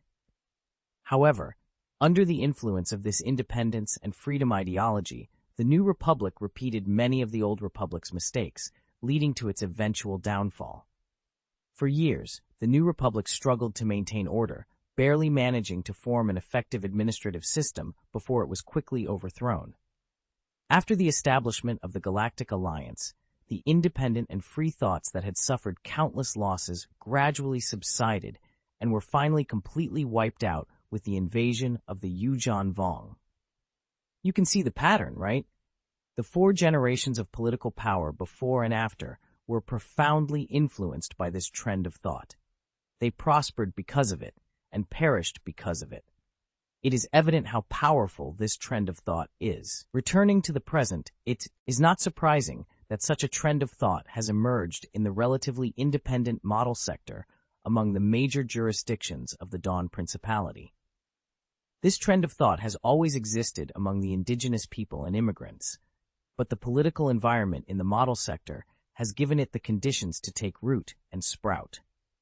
Under the influence of the trend of independence and freedom, the model sector is hostile to the Principality of Dawn. However, also under the influence of this trend of thought, in the face of the invasion of the Galactic Republic, the people of the entire Anaji planet and the model sector united in their hatred, taking up arms to defend their home. With such a strong public opinion base, the ground forces of the Galactic Republic naturally struggled. They have never been able to form a complete encirclement of the capital area of the planet Anaji. There has always been a gap on the east side of the capital area that has never been closed, and through this gap, a steady stream of materials has been sent into the capital area to support the resistance. After successive attacks by T-virus biological weapons and Darth Malthael, several large holes appeared in the Republic defense zone that was originally preparing to launch a full-scale attack on the planet Anaji. This made the Republic Army's plan to completely surround the capital a mere dream. Later, under the orders of Cassio Tag, the Galactic Republic ground forces launched a forcible attack. This attack was not a comprehensive siege under encirclement, but a coordinated assault from several different directions. The difference is significant. With external reinforcements, Constantinople could resist for hundreds of years, and Xiangyang could resist for more than 30 years. But under a complete siege, no city can sustain itself for more than half a year. In the past, Cassio Tag's greatest reliance for launching such an offensive was the extremely powerful fleet in his hands. However, now, all the elites of the expedition fleet have been transferred to the Dawn planet, and the remaining severely damaged warships can offer little help on the ground battlefield. The answer is almost none. They were able to forcefully send the last supplies and soldiers to the ground, which was their last resort. The only thing left to do is to hold their position and prevent themselves from being orbitally bombarded by the separatist fleet near the planet Anaji. In reality, they were overly worried about this. Although the warships currently in the hands of Volgograd Khanidi are much more advanced than those of the Republic, these warships have been facing a Republic fleet that is 5 times their size. Until now, no matter how advanced the warships are, they are already at the end of their game. The Hell's Angel class is covered in scars. The Catastrophe class was damaged due to excessive firing of its particle lance. The Dunov class has an overloaded energy supply system that cannot save itself, and the missiles have long been used up, waiting eagerly for the final battle on Anaji's planet. The remaining factories quickly sent something to prepare the Martha class for the war. Looking at the battleship in his hand, Volgograd Khanidi could only sigh secretly. What makes him even more clever than Laszlo Dolit, the current fleet commander of the Republic, is that even though he is at the end of his strength, he still manages to display his fleet in a way that looks ready to attack at any moment. This strategic bluff causes the Republic fleet to retreat and adopt a defensive formation, waiting for an assault that never comes. What follows is a full-scale counterattack on the ground. End of chapter. Chapter 1695, War at Dawn. This is a fateful moment. Let us put aside our shackles, form a perfect front, and move forward. We want to prove to be indestructible, and we can beat anyone. History of the Fourth Reich, Chapter 151, Pre-War Declaration by Huang Yehao, commander of the 2nd Assault Company of the 266th Marine Division. 20 BBY, August 5th. The decisive battle day is upon us. This day marks the climax of the ground offensive launched by the Galactic Republic Expeditionary Force after landing on the planet Anaji. It is also their final act of madness. For the defenders of planet Anaji, this day represents their most challenging moment. Throughout a prolonged battle, they have withstood the relentless bombardment of the Galactic Republic's air power and fought against the formidable clone army. They have paid the price of millions of lives. Their battle lines have been steadily retreating, unable to prevent the Republic clone army from breaching the city limits. No one from the planet's highest administrative body has evacuated. They remain steadfast at the underground headquarters in the administrative center, vowing to hold on until the last person. On this day, the governor of the model district, Volgograd Kanedi, issued an order for a full-scale counterattack. Facing the final madness of the Galactic Republic Expeditionary Force, he chose to confront them head-on. In the capital city of Anaji, a TX-130 Saber hover tank rampaged through the streets. The two laser cannons mounted on either side of the vehicle adjusted their angles, targeting a newly exposed fire point in a nearby building, and fired directly. Boom! The powerful laser beams struck instantly, detonating the ammunition at the fire point, causing a violent explosion. Following closely behind the hover tank, dozens of clone troopers advanced rapidly. Although their movements appeared mechanical, their physical fitness was exceptional. They sprinted across roads littered with gravel and rubble, firing wildly as they ran. The intense firepower suppressed the Anaji defenders in the forward position, making it nearly impossible for them to raise their heads. The defenders in this position were only equipped with blaster rifles and had almost no heavy firepower. Facing such a charge, they could only await their fate. However, at that moment, clear gunshots suddenly echoed from all directions. More than 10 clone soldiers fell almost simultaneously, each with a blood hole in their helmets, blood gushing out. One shot, one kill. Snipers, the clone soldiers shouted, scrambling to hide behind nearby bunkers. But the gunfire continued, and several clone soldiers who failed to take cover were shot dead, their heads tilting lifelessly. The remaining clone troopers let out frantic yells, picking up their blasters and firing aimlessly from behind their cover. However, death still came. Black shadows emerged quietly from dark corners and unnoticed gaps. They wielded scimitars, swiftly dispatching the clones whose attention was diverted by the snipers. A cold light flashed, and the scimitar accurately pierced the gap at the neck of the helmet. Blood spurted out, and the body fell to the ground with a crash. One shadow darted past the TX-130 Saber tank.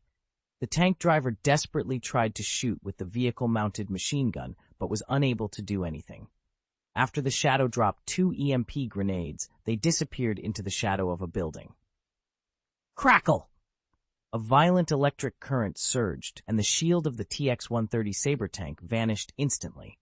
Almost simultaneously, 2 anti-tank missiles struck the unprotected tank cockpit directly. Boom! Amidst the violent explosion, the Saber tank was obliterated. The attacker emerged from the darkness, moving with a fluid grace that belied their thin frame and large hands and feet. They navigated the complex terrain effortlessly, wielding machetes and carrying M96 pickaxe sniper rifles wrapped in oilcloth on their backs. Clad in desert cloaks and face masks, their animal bone masks were smeared with the blood of their enemies, creating grotesque battle lines. These were Kali warriors. The Kali warriors paid no heed to the corpses strewn across the ground.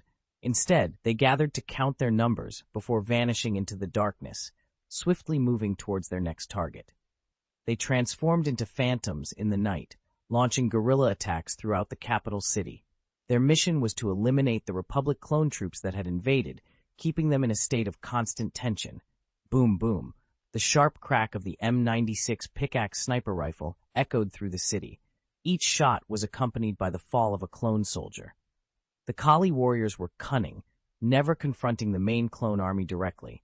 Instead, they hunted down isolated squads, forcing the clone soldiers to regroup with the larger force.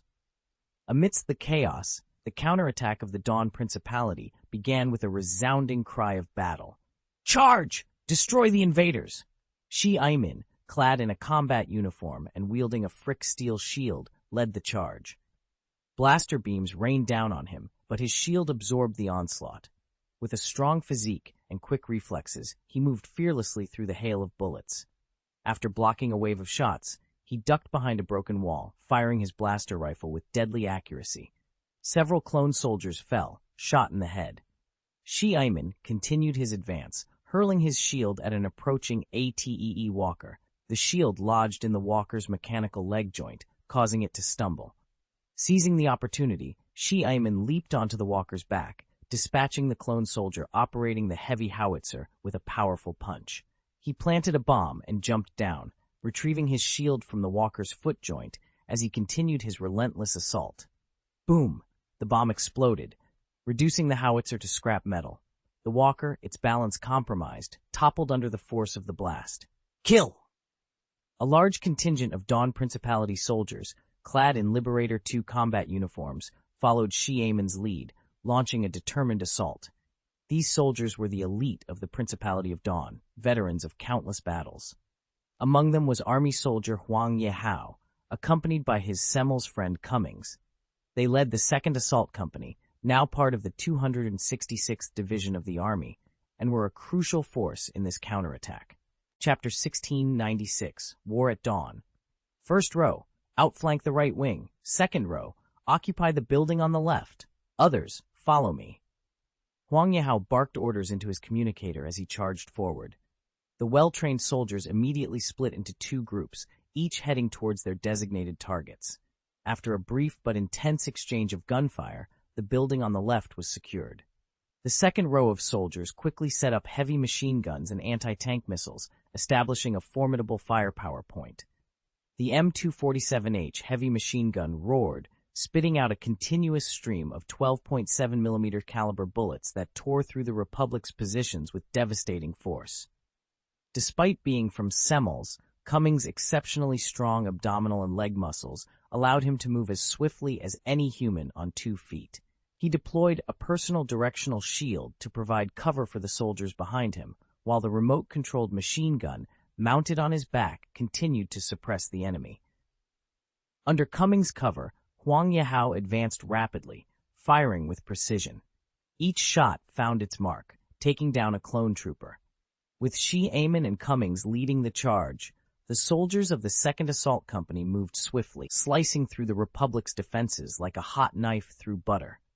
The larger forces that followed expanded on their success, fragmenting the clone trooper positions into isolated pockets. Huang Yehao and Cummings had been itching for this battle for far too long. The 266th and 267th Infantry Divisions of the Kingdom of Dawn's army had been held in reserve for this engagement on the planet Anaji. The governor of the model sector, Volgograd Kanedi, had kept them confined to an underground base, refusing to let them join the fight. Although Kanedi did not prevent them from obtaining first-hand battlefield information, Huang Yehao and his comrades could only watch helplessly as the Galactic Republic's forces ravaged their homeland. They saw the native defenders of planet Anaji sacrifice their lives to create a line of defense made of flesh and blood. Due to the high degree of autonomy in the model sector, its defense forces were not directly under the command of the Army Department of the Principality of Dawn. Most of their recruitment, training, and equipment were managed by the model sector itself. This autonomy allowed the Principality of Dawn to allocate its limited funds towards building an offensive force without having to focus on the defense of the model sector. However, the downside was that the combat capability of the sector's defense force, formed with its own industrial resources, could not compare to the regular army of the Dawn Principality. These soldiers were poorly trained and equipped, suitable for fighting pirates, but no match for the war machines like clone soldiers. This situation was similar in the Haven Star Sector and the Seth Vena Star Sector. However, the presence of the Yago Dur Galaxy in the Haven Star Sector and the Eriadu Star System in the Seth Vena Star Sector meant that the Dawn Principality naturally invested more in these two regions. Huang Yehao and his comrades watched in agony as their compatriots were slaughtered by clone soldiers. Despite the Spady clone soldiers' rigidity and mental instability, their physical prowess was undeniable, and they were virtually fearless. No matter how heavy their casualties, they continued to advance relentlessly. The planetary defense forces, being ordinary humans, could not withstand such a powerful onslaught and were quickly overwhelmed. Once the front line was breached, a massacre ensued. To make matters worse, Galactic Republic fighter jets constantly hovered in the sky, ready to launch airstrikes on any position that held out for too long. Immediately, the V-wing fighter planes covered the Y-wing bombers as they swooped down to drop powerful bombs. No matter how solid the position was, it would be obliterated in the bombing. Therefore, although the planetary defense forces outnumbered the clone soldiers by 5 to 10 times, they were still the ones losing ground. Huang Yehao had made numerous requests to Governor Kennedy, eager to join the battle immediately. However, despite meeting with this junior officer who, despite his low military rank, had gained considerable prestige through repeated military exploits, Kennedy rejected his request every time. This left Huang Hao, Cummings, and others feeling as if a bomb was buried in their hearts. And now, that bomb had finally exploded. Kill! Huang Yehao roared as he charged forward. His body moved with agility, constantly changing directions as he advanced. He dodged behind every obstacle that could block the enemy's line of fire, all while continuing to shoot. The N7 Valkyrie assault rifle, now widely adopted by the Army of the Principality of Dawn, could effectively penetrate the polymer alloy armor of the clone soldiers. The optimized supermatter acceleration gun could instantly accelerate the built-in 3mm caliber steel needle to over 7,000 meters per second. Coupled with the slight material annihilation effect brought about by the supermatter acceleration process, the defenses of the clone soldiers seemed as fragile as paper. One magazine of the N7 Valkyrie assault rifle could hold 1,000 steel needles, with the only limitation being the cooling system. The introduction of this assault rifle had allowed the Army of the Principality of Dawn to surpass the Galaxy Republic Army, which was equipped with DC-15S blaster rifles, in terms of individual soldier equipment. However, the Republic's Supreme Strategic Command had yet to grasp the negative impact of this equipment gap. Huang Yehao's second assault company quickly broke through the defense line established by the clone soldiers. It seemed the clone soldiers had been ordered to retreat, but their actions were not coordinated. Some soldiers were retreating, while others, in a fit of madness, launched counterattacks, causing chaos in their ranks. Naturally, Huang Yehao and his men seized the opportunity. After a burst of fire at the front, he threw himself behind a slope, set up his N7 Valkyrie assault rifle, and aimed at the hundreds of clone soldiers rushing towards them. With precise bursts of fire, he and his soldiers took down the crazed clone soldiers. However, at that moment, a sharp whistling sound suddenly came from the sky.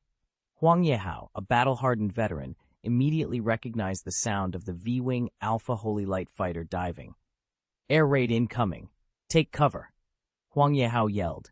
He rolled under a nearby building, while the other soldiers also took cover. Their charge had not been aimless. They had fully considered the available cover along the way, and could quickly enter hidden terrain. Boo-hoo-hoo. First, there was a burst of intensive blaster machine gun fire, followed by a series of small explosions on the ground. Then, 2 rockets fell, causing violent explosions. Boom, boom.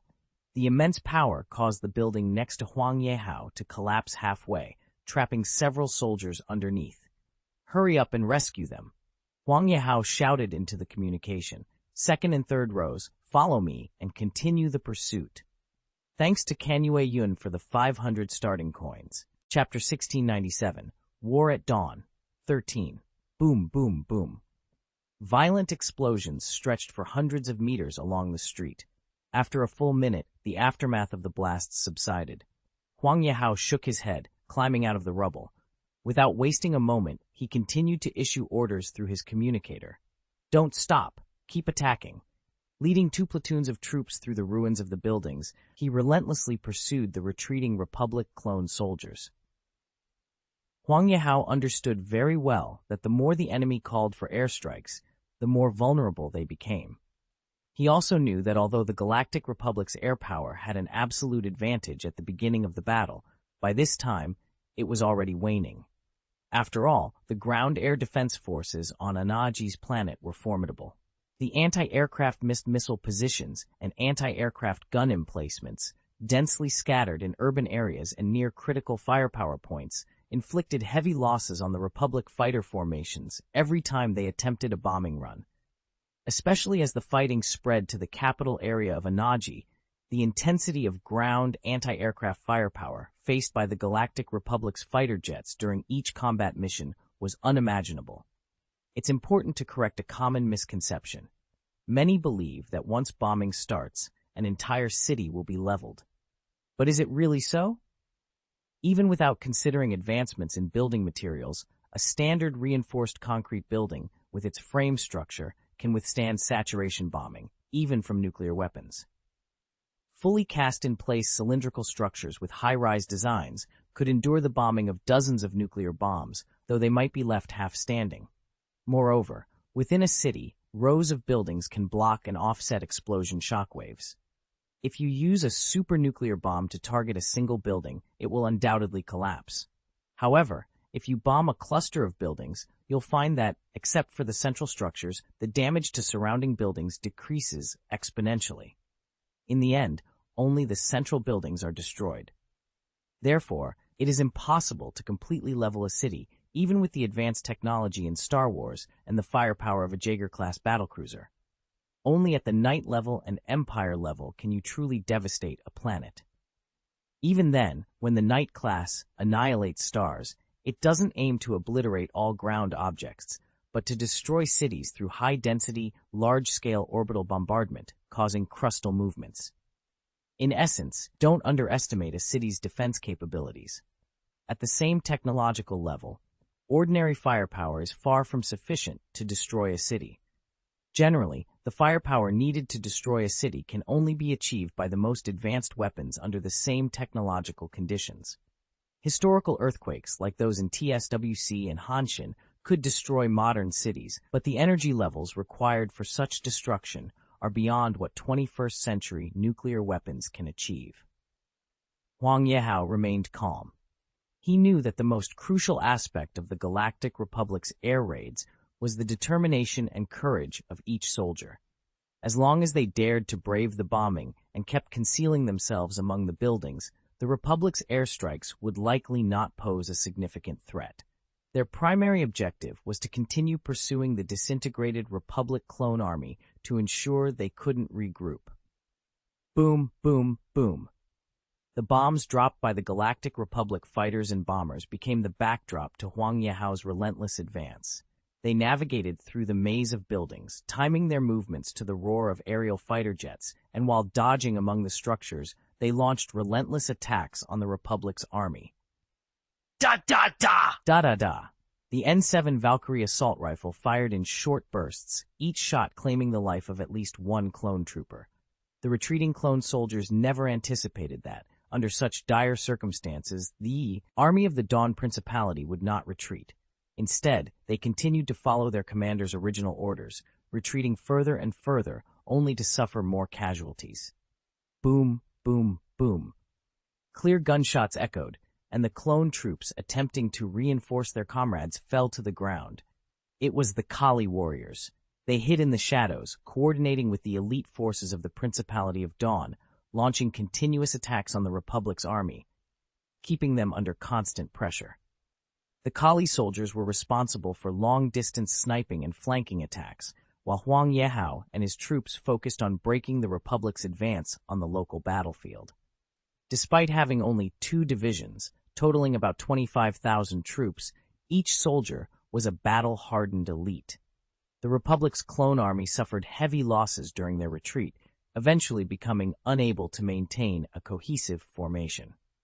Huang Yehao led his second assault company in relentless pursuit, killing thousands of clone soldiers until they reached the outskirts of an occupied spaceport. Boom, boom, boom. Violent explosions erupted behind them, but Huang Yehao, Cummings, and their second assault company remained calm, gathering in a secret underground bunker near the spaceport. They awaited super soldier Shi Aimon's plan for a general attack. 5 minutes earlier, the clone army had called for air support. 5 minutes later, under Shi Aimon's leadership, Wang Yehao and his team had broken through the clone army's position, causing the Republic fighter formation's bombings to fall behind them.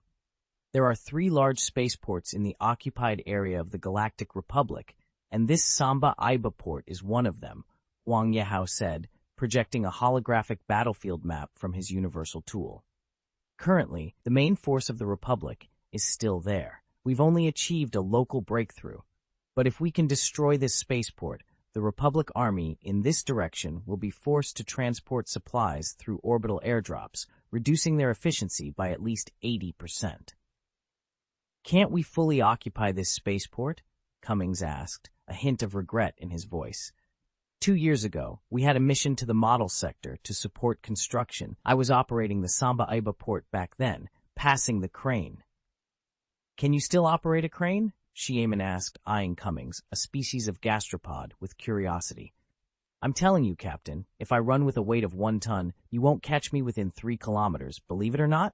Cummings boasted, waving his hand. Really? That powerful? Xiamen responded, genuinely surprised. Chapter 1698, War at Dawn, 14. Wang Yehao rubbed his forehead, feeling a wave of frustration wash over him. He really had no idea what to do about Xiamen. Although they had only been assigned to the same unit in recent months, and Xiamen was their commander, there were significant issues with the character of this super soldier. It wasn't that Xiamen wasn't good. In fact, he was too good. Sometimes, he was so stubborn that he seemed almost naive. He often took simple jokes seriously. One time, Wang Yehao didn't want to deal with the overly enthusiastic captain, so he pointed to the sky and said, "Look, a UFO." To his surprise, Xiamen looked up without any doubt and asked, "Really? Where is it? Hey, what is the UFO you're talking about?" Wang Yehao ignored him and took the opportunity to slip away. A few minutes later, a shuttle took off and flew in the direction he had pointed, hovering in the air for a while. Eventually, a Cole-class battlecruiser entered the planet's atmosphere, circled the area several times, and then returned to outer space. It took a full 2.5 hours for Xiamen to return, scratching the back of his head in embarrassment. "Sorry, I couldn't find the UFO." Reflecting on Xiamen's ability to single-handedly overturn a Scorpion tank, Wang Yehao decided never to joke with him again. He sighed, feeling like he was leading a group of careless children, even with Xiamen around. In short, on the battlefield, we must not focus on what we want or desire. Once we start thinking like that, we are almost guaranteed to suffer a disastrous failure, Wang Yehao said. "Oh, I understand." Xiamen clapped his hands suddenly, though he still looked confused, his pupils unfocused. "No, you don't understand anything," Wang Yehao thought, glancing at him. He continued, "Our plan remains unchanged. We need to destroy this spaceport and then move in this direction." He marked the route on the holographic combat map. "We have at most 30 minutes because there is a Cheer-class assault landing ship of the Galactic Republic nearby. Destroy the spaceport and leave immediately. The Cheer-class will definitely take action. At that time, the Kali people will cover our only Thor mecha. If we can shoot down this Cheer-class ship, the entire southern theater will be secure." 30 minutes. Blow up the spaceport. I understand." Xiamen waved his hand, strapped his round shield to his wrist, and walked out the door before Wang Yehao could finish speaking. "No, you don't understand anything," Wang Yehao thought, a drop of cold sweat forming on his forehead. "Wait a minute, I still need to arrange the combat plans for each unit." "It's okay, you make the arrangements first. I'll come back after I take care of this spaceport." Xiamen's words echoed in the air as he disappeared. "Okay." Wang Yehao accepted his fate, turned off the holographic projection, and said, "Our task now is to ensure Xiamen's actions. We'll use him as bait. Wherever he goes, we follow. If he dies, I'll avenge him as a martyr." "Then what?" Cummings asked, scratching his head. "Nothing more," Wang Yehao said expressionlessly. "Well, remember to burn incense sticks during Qingming Festival?" Boom! Boom! Boom! In an extremely violent explosion, the main structure of the spaceport began to collapse. The cantilever of the docked spacecraft fell to the ground, sending up clouds of smoke and dust. The fuel warehouse was also detonated, and the flames soaring into the sky turned the entire sky red. As expected, the news of the spaceport attack was relayed, and the Cheer-class assault landing ship that had been hovering in the airspace for support turned around and headed towards the spaceport. Amidst the chaos, a huge mecha emerged. Through the underground passage, the massive body, nearly 20 meters high and wide, struggled to fit. The only option was to crouch down, rely on the trailer to move, and then stand up again to proceed after exiting the passage.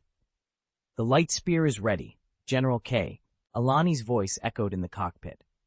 "If I remember correctly, you should be returning to the Laxus subplanet now to report the recent war situation to Count Dooku, right?" Zhang Jiarui sighed while maneuvering the Thor mecha through the city buildings. "One shot is all it takes to bring down the warships in the sky." The lights on the console flashed as General Kalani's voice came through. "Even if you just inserted the chip into the Thor mecha, I can still see your excited expression from these indicator lights." Zhang Jiarui responded expressionlessly. "This is a mission on the battlefield. Go to the best shooting position and shoot down this warship.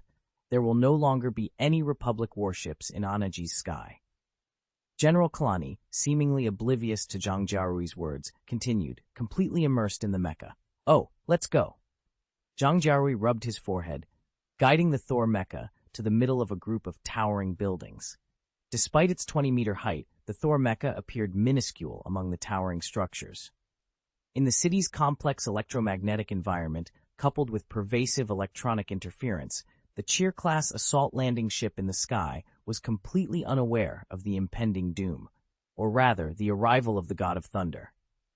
"Charging completed. Fire!" Zhang Jiarui, who had been calm moments ago, now roared, slamming the fire button. The spherical device behind the Thor mecha emitted an intensely dazzling beam of light, piercing the hull of the Cheer-class assault landing ship as if it were made of paper. The ship's shield had been broken in a previous battle, relying on its powerful neutron star material armor to continue fighting. However, against the extractor cannon powered by kyber crystals and utilizing the Force, even the neutron star material armor was no match. Boom, boom, boom. The hull of the massive battleship was penetrated, and violent explosions erupted from various parts of the ship along the energy transmission channels. In a series of explosions, the battleship gradually disintegrated, breaking into two pieces in a final, violent explosion. The powerless battleship began to fall rapidly, crashing to the ground. On a hillside on the outskirts of the capital district, Incholi Chief Matlaba watched with a ferocious smile. Lighting a cigar, he shouted, "Incholi warriors, kill them all, leave no trace behind." Chapter 1699, War at Dawn. 15. Roar! A deafening animalistic cry echoed behind Incholi Chief Matlaba. Tens of thousands of Inchori warriors activated the flapping flight packs on their backs and swooped towards the landing site of the Galactic Republic. Their target was clear, the landing site of the Republic clone troops. At the landing site, a large amount of supplies were piled up, and transport ships were taking off and landing. In previous battles, Laszlo Dolit had first issued an order for a general offensive. This was followed by a counterattack from the Kali army and the Army of the Dawn Principality, led by Shi Amin, which forced the Republic battlefield commander to dispatch a large number of reserves. At this moment, they had no idea they would face a sudden attack from behind. The Incholi warriors, equipped with flapping flight packs, resembled flying tanks. They held cigars in their mouths, which, due to a specially formulated ingredient, acted as the strongest stimulant for the Incholi people. Most Incholi soldiers were armed with striker assault rifles, which functioned more like rapid-fire grenade launchers than traditional rifles. These rifles used large-caliber, high-explosive bullets, making them extremely powerful. However, the heavy ammunition bags and powerful recoil made them unsuitable for ordinary people. For the Incholi, this was no problem at all. Da-da-da! Da-da-da! Boom, boom, boom! Dense, high-explosive bullets rained down from the sky, clearing the entire outer position of the landing site. Under the powerful fire suppression, the remaining clone troopers could not even raise their heads. However, the Republic's position still had a large number of defense facilities and firepower points.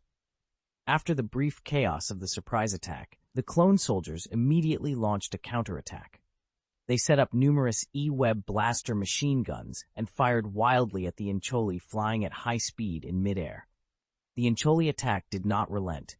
Warriors who fell after being shot by machine guns rolled on the ground before getting up, howling, and continuing to join the battle.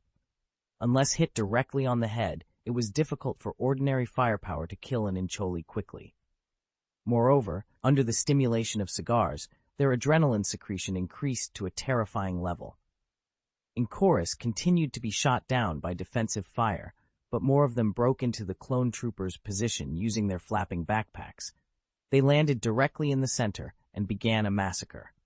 During the battle on the Ariadu satellite, the swarm charge of Incholi warriors had already proven unstoppable.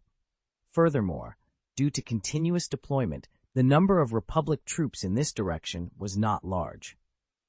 The clone commanders in the rear hysterically ordered the attacking troops at the front to turn around and come back for reinforcements, but the distant water could not save the near fire. They could only watch as the Incholi wreaked havoc in the landing site. After defeating the defenders, the Incholi even began to set up anti-aircraft missiles on the spot.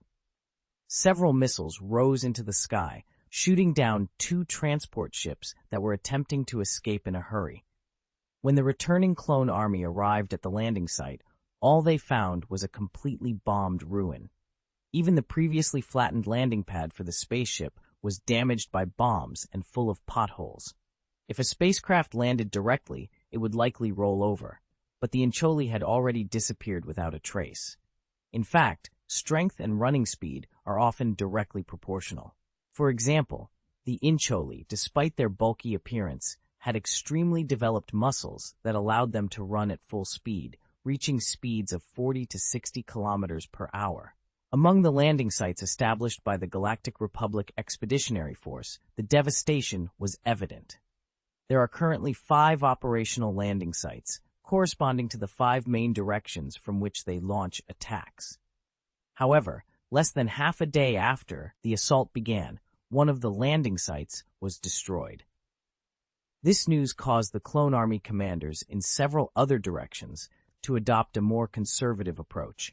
They began to withdraw some of their forces from the front lines for defense and instructed the fighter formations to strengthen their patrols, prioritizing the safety of the landing sites. These commanders were unaware that thunderstorms had erupted in the Dawn Galaxy behind them, cutting off their backup. They made their decisions based solely on the intelligence available on the battlefield. However, it is currently difficult for the Republic's fighter fleet to take off. After the 266th and 267th Infantry Divisions of the Army of the Principality of Dawn entered the battlefield, their objectives were clear: target the nearby spaceports and airports of the Galactic Republic. Destroying these spaceports and airports would force the fighter jets to take off and land at locations far from the battlefield, significantly reducing their combat effectiveness. It should be noted that most of the Galactic Republic's fighter jets only cruise at subsonic speeds in the atmosphere, around 1,000 to 1,200 kilometers per hour, and cannot break the sound barrier. The aerodynamic design of these fighter jets is not optimized for atmospheric flight, as designers primarily considered space combat. To achieve supersonic speeds, the shields must be activated. In this state, some fighter jets can reach speeds of up to 11,000 kilometers per hour, but they cannot engage in combat and must slow down. Among the current Galactic Republic's fighter jets, the V-19 Riptide light fighter, which is still widely used, does not have a shield and thus cannot cruise at supersonic speeds. If forced to transfer to a distant airport, this type of fighter jet would essentially be rendered non-participatory in the war. Previously, the Galactic Republic had deployed some Jaeger-class battlecruisers into the atmosphere to serve as makeshift airports. However, under the powerful firepower of the ground orbital defense system, several Jaeger-class ships were shot down, and this strategy was abandoned. Their fighter jets still rely on ground-based airports and spaceports for takeoff and landing. Currently, we know that one spaceport has fallen, and several others have suffered counterattacks from the elite forces of Dawn Planet. The situation is not optimistic. Under such circumstances, a full-scale offensive by the clone army is out of the question. Normally, they could rely on their air power advantage to fully retreat, resist the counterattack of the Dawn Principality, and then advance steadily again. They would wait until the forces of the Incholi, Kali, and elite army divisions were exhausted from constant engagement before launching a counterattack. The result would be devastating for the Principality of Dawn.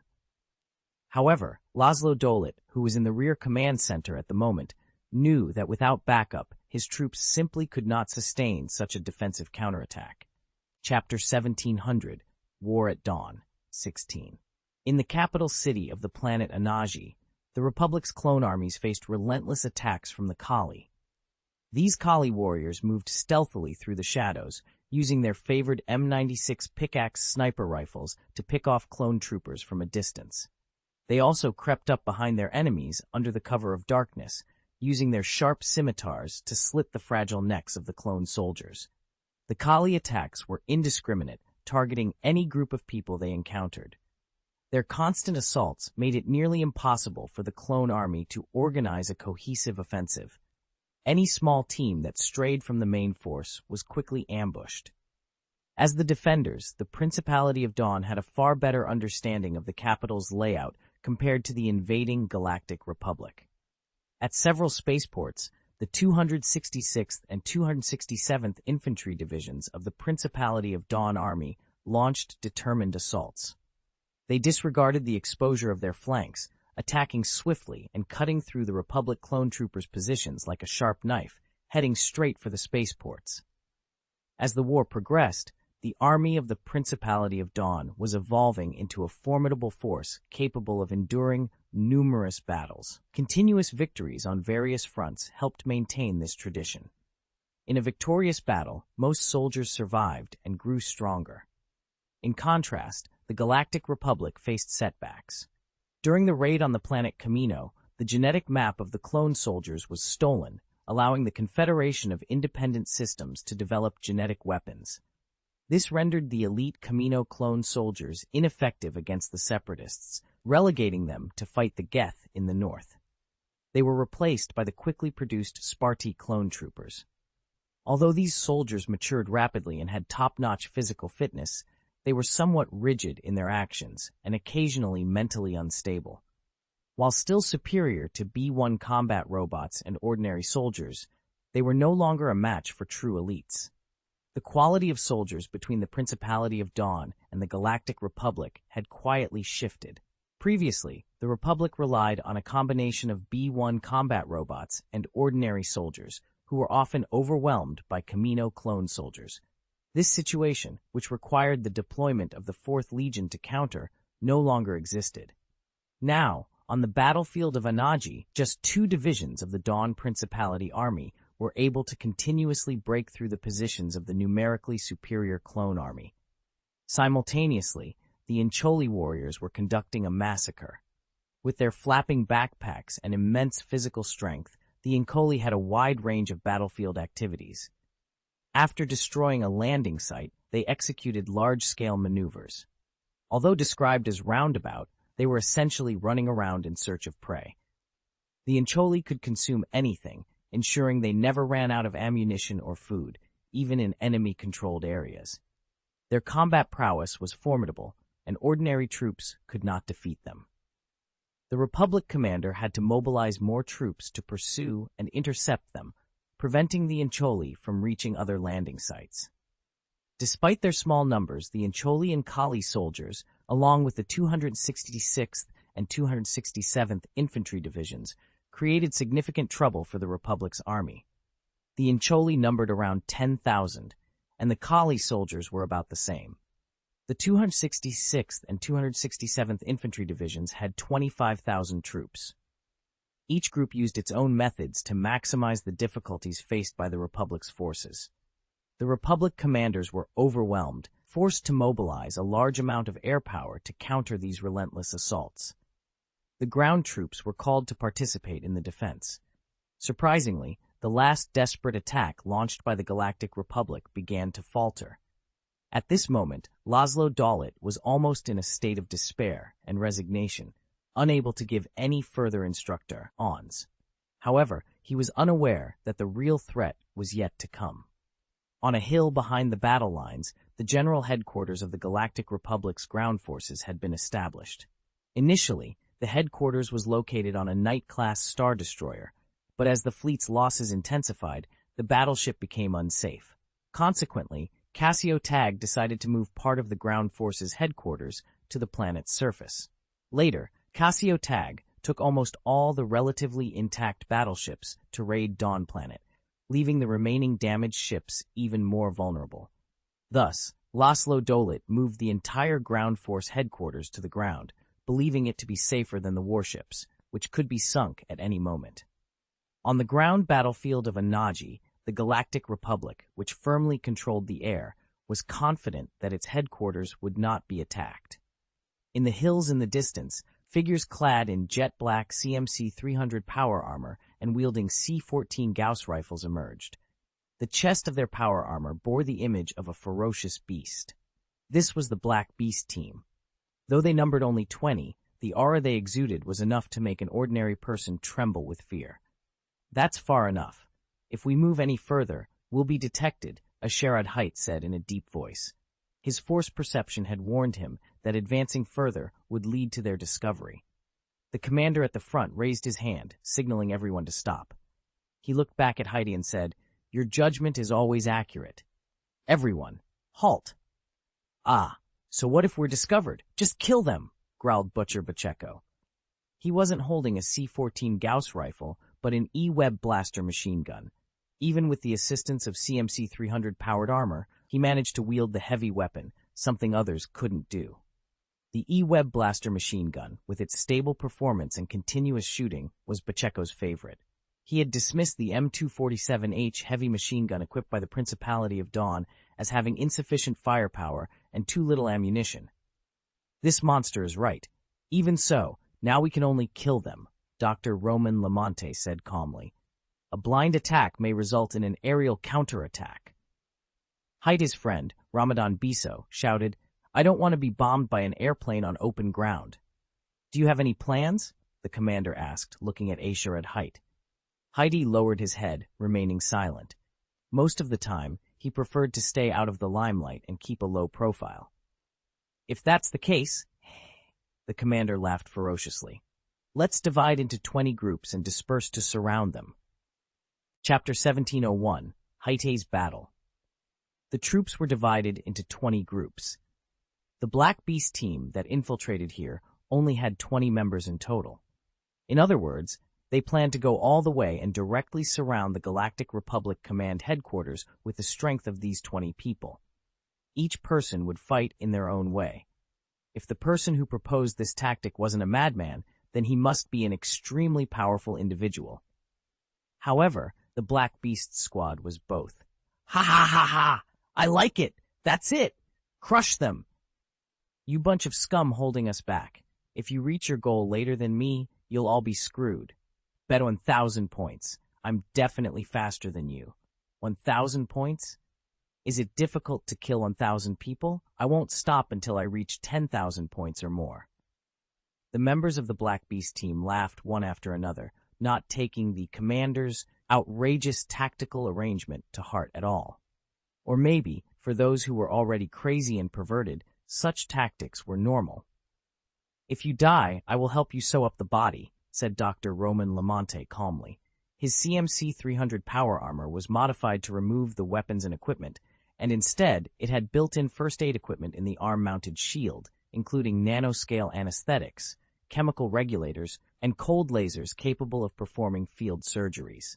Equipped with the Asylum medical module, it was most convenient for performing almost all first-aid treatments on the battlefield. Roman Lamonte's power armor was even equipped with a tactical shield. The specially made shield could withstand a large amount of firepower, but similarly, the heavy shield was also a burden that restricted his flexible tactical maneuvers. However, although his whole body was covered with defensive and medical equipment, Roman Lamonte still didn't care about the strategy of dividing the troops into 20 groups, almost equivalent to fighting independently. In his hands, even various equipment for treating diseases and saving lives could be turned into the sharpest killing tools. "I will try my best to complete the task," Asharad Black nodded. His voice was not loud among the shouts of the felons around him. It could even be said to be inconspicuous, but it was still full of power, a force more powerful than everyone around him, as well as that determination to do anything to survive. Asharad Haide was a person who easily accepted his fate, but he was also someone who would never give up at any time. He would accept any environment he was in, but similarly, no matter where he was, his determination to survive would not change at all. If anyone threatened his survival, even the legendary god, he would kill him. Haida raised his head and looked at the small hill about 2 kilometers away and the modular buildings built on the top of the hill. The towering antenna was very conspicuous, and fighter jets were constantly taking off from the landing platform next to it.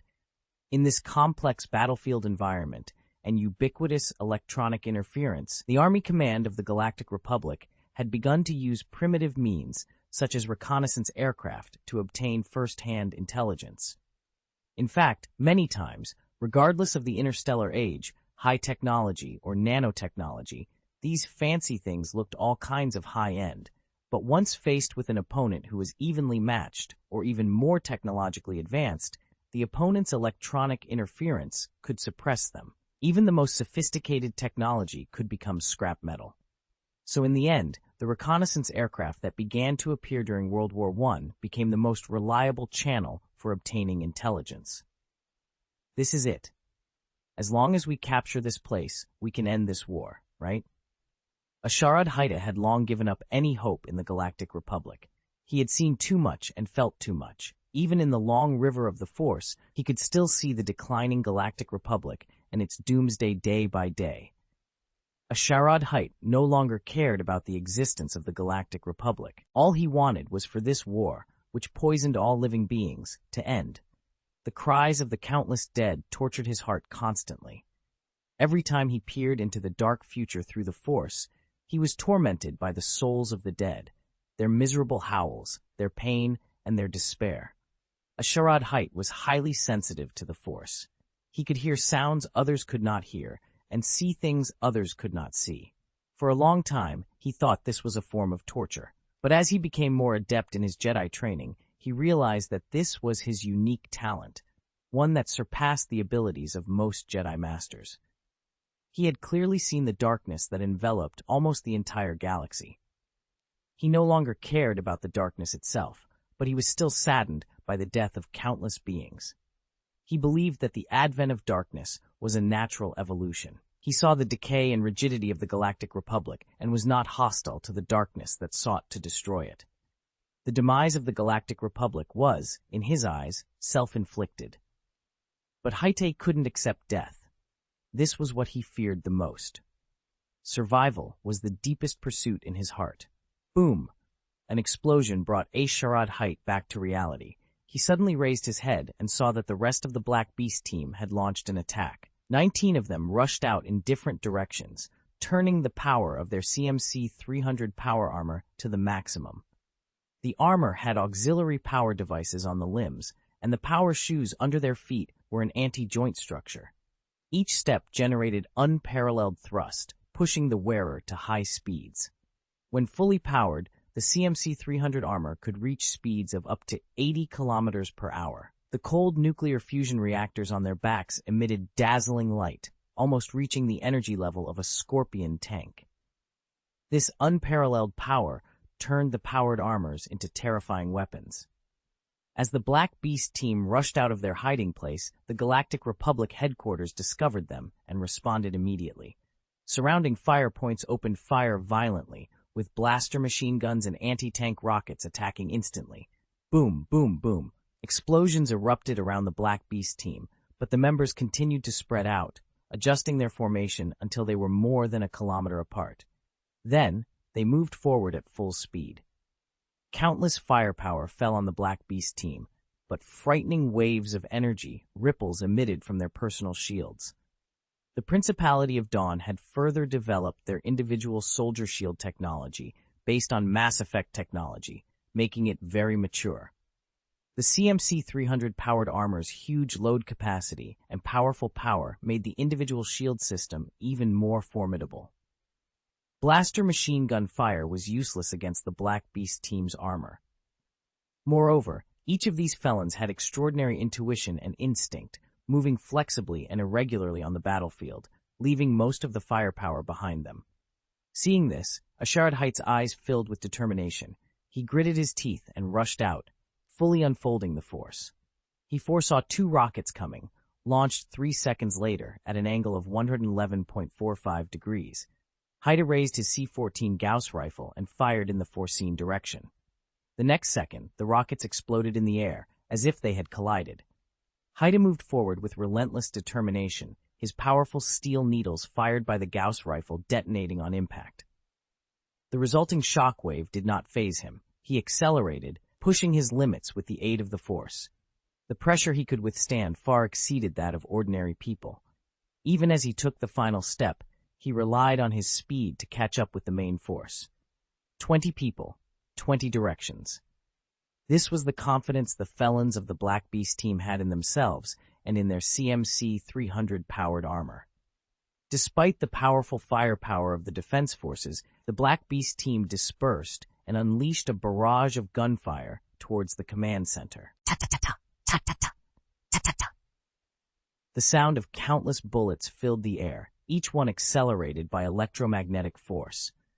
The 8 to 10 millimeter caliber bullets were so powerful that even the Republic clone soldiers hiding behind bunkers could not escape being penetrated.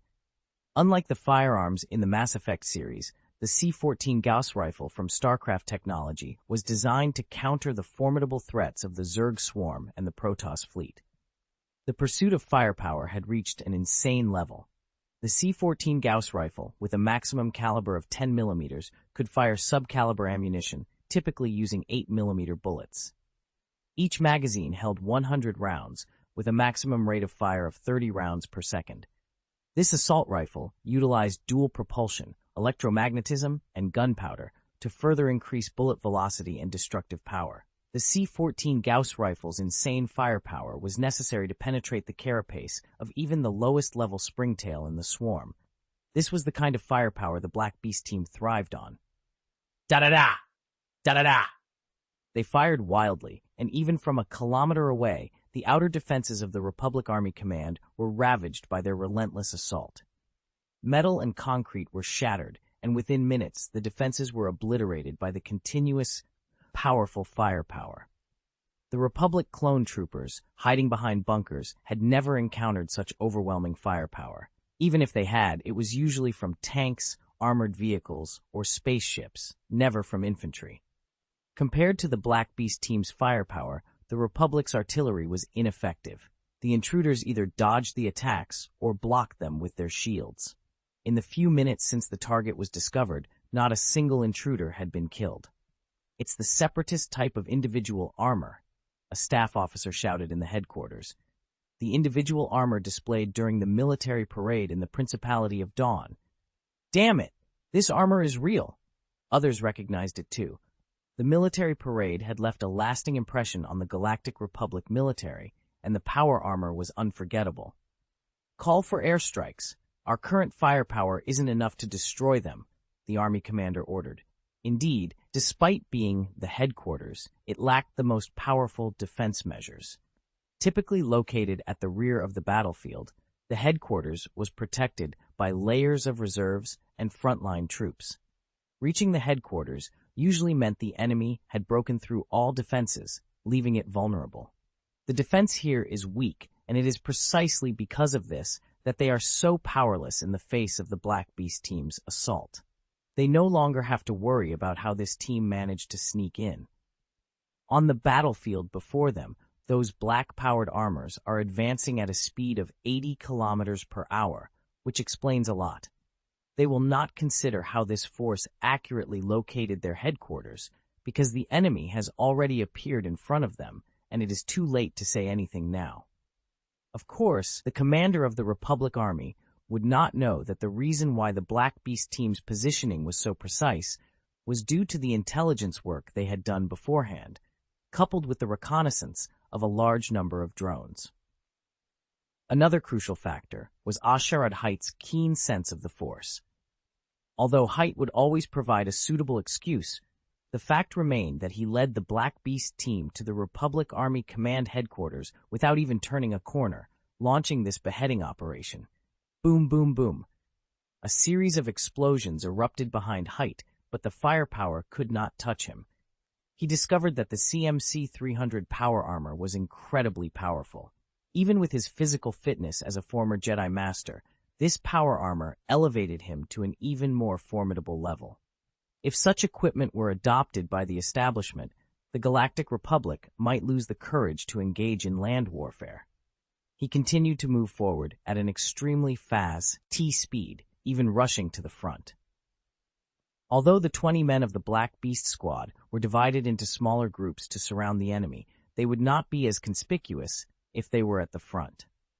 The journey of more than 1 kilometer was covered in just about a minute. Before the airstrike called by the Republic had arrived, the Black Beast team had already rushed up the hill. Height charged forward, directly knocking away the hastily arranged sandbags. The C-14 Gauss rifle in his hand fired wildly at the Republic clone soldiers. Even though they were wearing polymer alloy armor, they were reduced to blood mist by the powerful weapon. Chapter 1702, War at Dawn, 16. The clone soldiers stationed at the Republic Army Command were caught off guard when they were suddenly attacked by 20 CMC-300 powered armors from the Black Beast team. Their weapons were ineffective against the advanced power armor, leaving them at a significant disadvantage. Commanders in the Principality of Dawn had become adept at using this technology to turn local skirmishes into asymmetrical battles. If the Black Beast team had been deployed on other battlefields, they would have faced a tougher challenge against the Galactic Republic's armored units, such as ATE walkers and TX-130 saber tanks. However, the Black Beast team leveraged the superior mobility of the CMC-300 power armor to launch a long-distance assault. They struck just as the clone army of the Galactic Republic initiated their attack, catching them off guard and breaking through their lines to penetrate deep into the rear. Each member of the Black Beast team was a formidable warrior, though their ability to cooperate was questionable. Nevertheless, their individual combat prowess far exceeded that of ordinary soldiers. Butcher Pacheco wielded an E-Web heavy blaster machine gun, unleashing a torrent of firepower. This weapon, typically reserved for company-level use in the Galactic Republic, was devastating in his hands. Although the E-Web blaster's range was limited, a common flaw of blaster weapons in atmospheric conditions, this was no issue for Pacheco. He relished the opportunity to unleash maximum firepower on his enemies at close range, turning himself into a humanoid tank with comparable firepower, speed, and protection.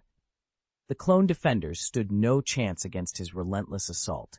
Dr. Roman Lamonte injected himself with a self-made stimulant, pushing his body to its limits.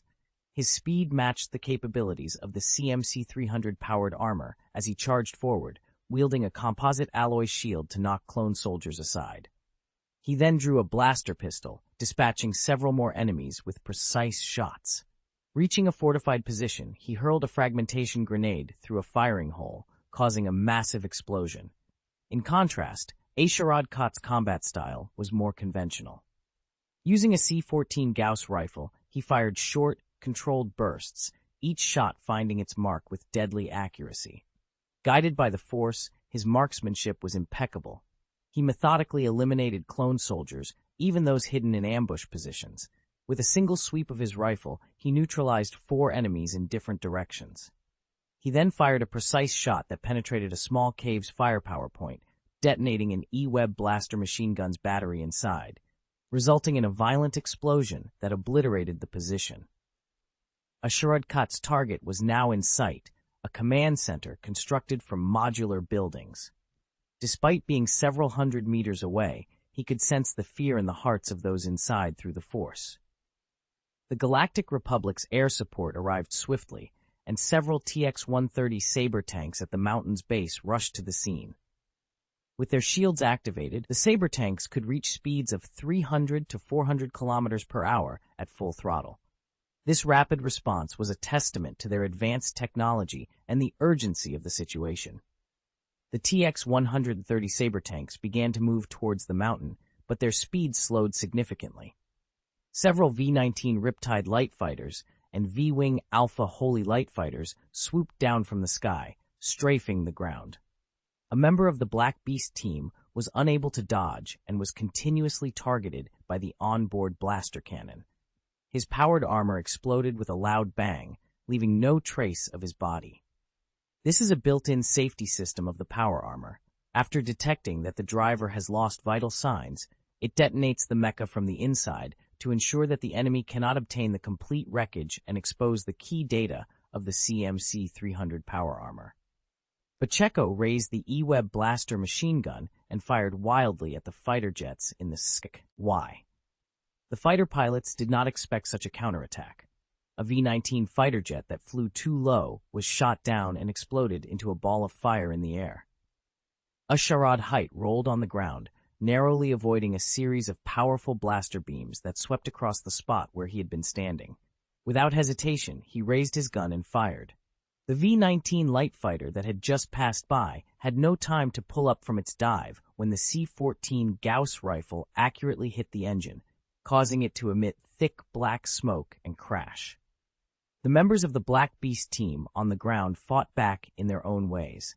Some even occupied an anti-aircraft missile position and launched surface-to-air missiles at the incoming fighter jets. Soon after, there was an explosion from the building on the top of the mountain. It looked like someone had already broken into the headquarters building. Despite the airstrikes and saber tanks, they were still one step behind. The commander walked through the corridor of the Republic Army headquarters with his C-14 Gauss rifle. Mutilated corpses and blood mists surrounded him. It was almost impossible for a human body to remain intact after being hit by such a large-caliber, ultra-high-velocity bullet. He approached the body of an officer, squatted down, took a code pen from the officer's shoulder, and inserted it into the socket of the front door. With a soft clatter, the automatic door opened, revealing dozens of pairs of frightened eyes. The news that the Army headquarters was attacked and lost contact was almost immediately sent to Laszlo Dolit, the current acting commander of the Anaji planet battlefield. This information almost directly sentenced the ground troops to death, but Laszlo Dolit did not panic.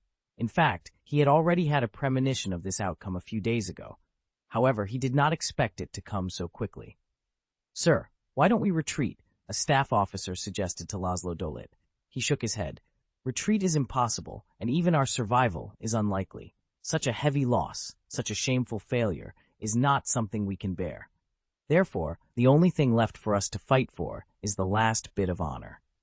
Chapter 1703, War at Dawn. "Sir, everyone knows what we encountered on this battlefield. The failure of this battle should not be borne by us," the staff officer exclaimed. "It doesn't matter what happened here anymore. For those in the Galactic Republic Council, all they care about is the result. The result is that we gathered more than 400 capital ships and nearly 1 million clone troops to attack the model sector. But in the end, we couldn't even open the portal to the model sector," Laszlo Dolit said, his face devoid of any expression. "Do you think anyone in the Galactic Republic would dare to stand up to such a failure? Will you take the responsibility?" The staff officer was immediately speechless. He opened his mouth, but found no words. He understood the reason. Yes, this failure was so tragic that anyone who participated in it would be ruined at the very least. Those congressmen and wealthy people in the inner circle are afraid to avoid it, so how can they come out to take responsibility? In this case, all the responsibility for this failure will be placed on every officer and soldier who was directly involved in this battle. From the perspective of the Galactic Republic, the battleship is given to you, and a huge amount of money is invested in building a hyperspace stabilizer to send you there. The original plan was to occupy the Anaji system within 3 days, and then extend the war to the Dawn planet within a month. But such a large army ended up losing troops on the planet Anaji and failed to even achieve the first strategic goal. What a shame. Laszlo Dolit stared at the holographic combat map in front of him. Due to electronic interference and confusion among the troops, this holographic combat map had actually lost its meaning. Judging from the holographic combat map, the battle lines between the two sides on the ground were now intertwined, and there was chaos everywhere. The reason for this situation was that the troops of the Principality of Dawn broke through the Republic's positions in several local areas. Moreover, 3 spaceports had been destroyed, and the 2 landing sites had lost contact. Under such circumstances, the Galactic Republic Army could only retreat across the board, then restabilize the position, and then launch a counterattack after receiving more supplies and reinforcements. Supplies? Reinforcements? Laszlo Dolit smiled bitterly in his heart. One thing he was sure of was that the actual battle situation was definitely far worse than what was shown on the holographic map. Basically, there was no possibility of a comeback. Although the main force of the clone army had not been defeated, the position had only been breached. But now the entire headquarters had lost contact, let alone coordinating and commanding each unit and arranging tactics. No matter how many people there were in the remaining main force, it would only add more victories to the defenders on the planet Anaji. Laszlo Dolit shook his head again. The Dawn Principality's counterattack was not only well-planned, but also powerful. But the most terrifying thing was the cold-bloodedness and efficiency of this plan. He was certain that if the forces currently engaged in the counterattack, the Kali, Inchori, and elite army forces, as well as the mysterious force that destroyed the headquarters, had entered the battlefield at the beginning of the landing battle, then the Galactic Republic troops might not even have been able to guarantee a stable landing site. Therefore, this can only mean one thing. The opposing commander spent the lives of dozens or millions of ordinary troops to fill and delay just to save the most powerful force in his hand until the end. The reason for this is that, on the one hand, the other party may have deliberately planned to divert a lot of the Republic Expeditionary Force's energy to the ground battlefield from the beginning. On the other hand, the opponent didn't want to engage in a prolonged war. They just planned to lure the enemy deep and then kill him with one blow. At the same time, this also illustrates the third, most fundamental and fatal problem. The Principality of Dawn is well prepared for this raid on the model sector. If they arrived and immediately faced a fleet ready for action, it could be said that the fleet's deployment speed was impressive. However, the deployment of these ground forces could not have been completed in just 2 or 3 days. Instead, it took at least a week of careful preparation, from finding hiding places to avoid aerial bombardments, to supplying provisions, transporting soldiers, and planning the march route. All of this required meticulous planning and could not have been a spur-of-the-moment decision. Therefore, in this raid on the model sector, the only chance to reverse the situation might have been to abandon the vanguard at the very beginning when it was discovered that the planet Anaji had a fleet waiting. Then, they should have terminated the entire plan. But no matter what, the honor of the military must not be trampled on. Laszlo Dolit's eyes sharpened, and his expression regained the perseverance and seriousness that a soldier should have. He said decisively, "Send orders to all ships, abandon all combat objectives, and conduct an indiscriminate orbital bombardment of the planet Anaji. Let the transport ships discard all supplies and evacuate as many officers and staff at all levels as possible." "Sir, there are still our troops on the ground," the staff officer exclaimed in shock. No more," Laszlo Dolit said coldly. The staff officer was stunned for a moment, then met Laszlo Dolit's cold eyes. He couldn't help but shudder, and at the same time, he understood the determination of this veteran. "Yes, I'll prepare immediately." The staff officer stood at attention and saluted. "No, I'll make the arrangements.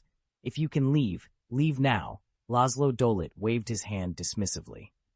As Laszlo Dolit's final instructions were conveyed, all the remaining approximately 90 or so dilapidated Republic warships abandoned their previous combat goals. Some had been escorting the transport fleet, some attacking the orbital defense system on the planet Anaji, and others setting up defenses to be alert to the Separatist fleet that could appear at any time. Although the Separatist fleet had not yet been annihilated, it had suffered serious losses, reducing its activity. Now, all the Republic warships began to turn towards the planet Anaji. The main cannons started to charge, preparing to launch a devastating orbital bombardment on the planet. Many shuttles took off from the platforms of these battleships, and officers and staff of all levels boarded them, heading towards the transport fleet. The transport ships began to abandon their cargo, freeing up space to load these personnel, and then turned around to prepare for departure.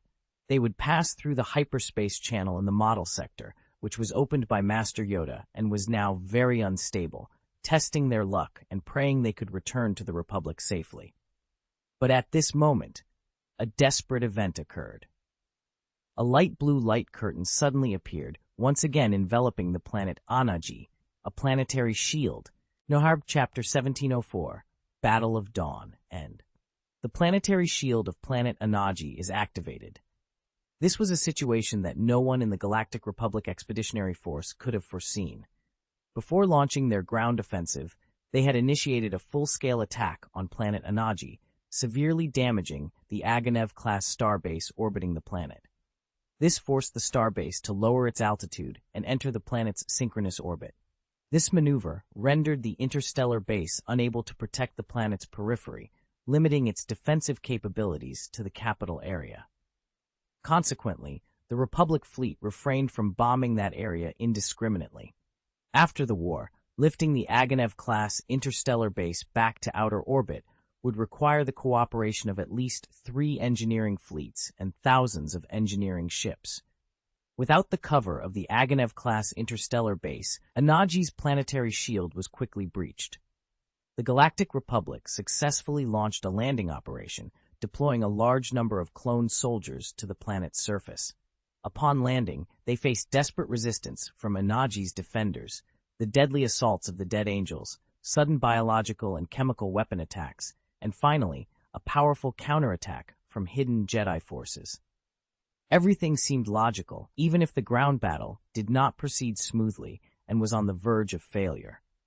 Reflections and reviews focused on the space operations before the landing and the ground operations afterward.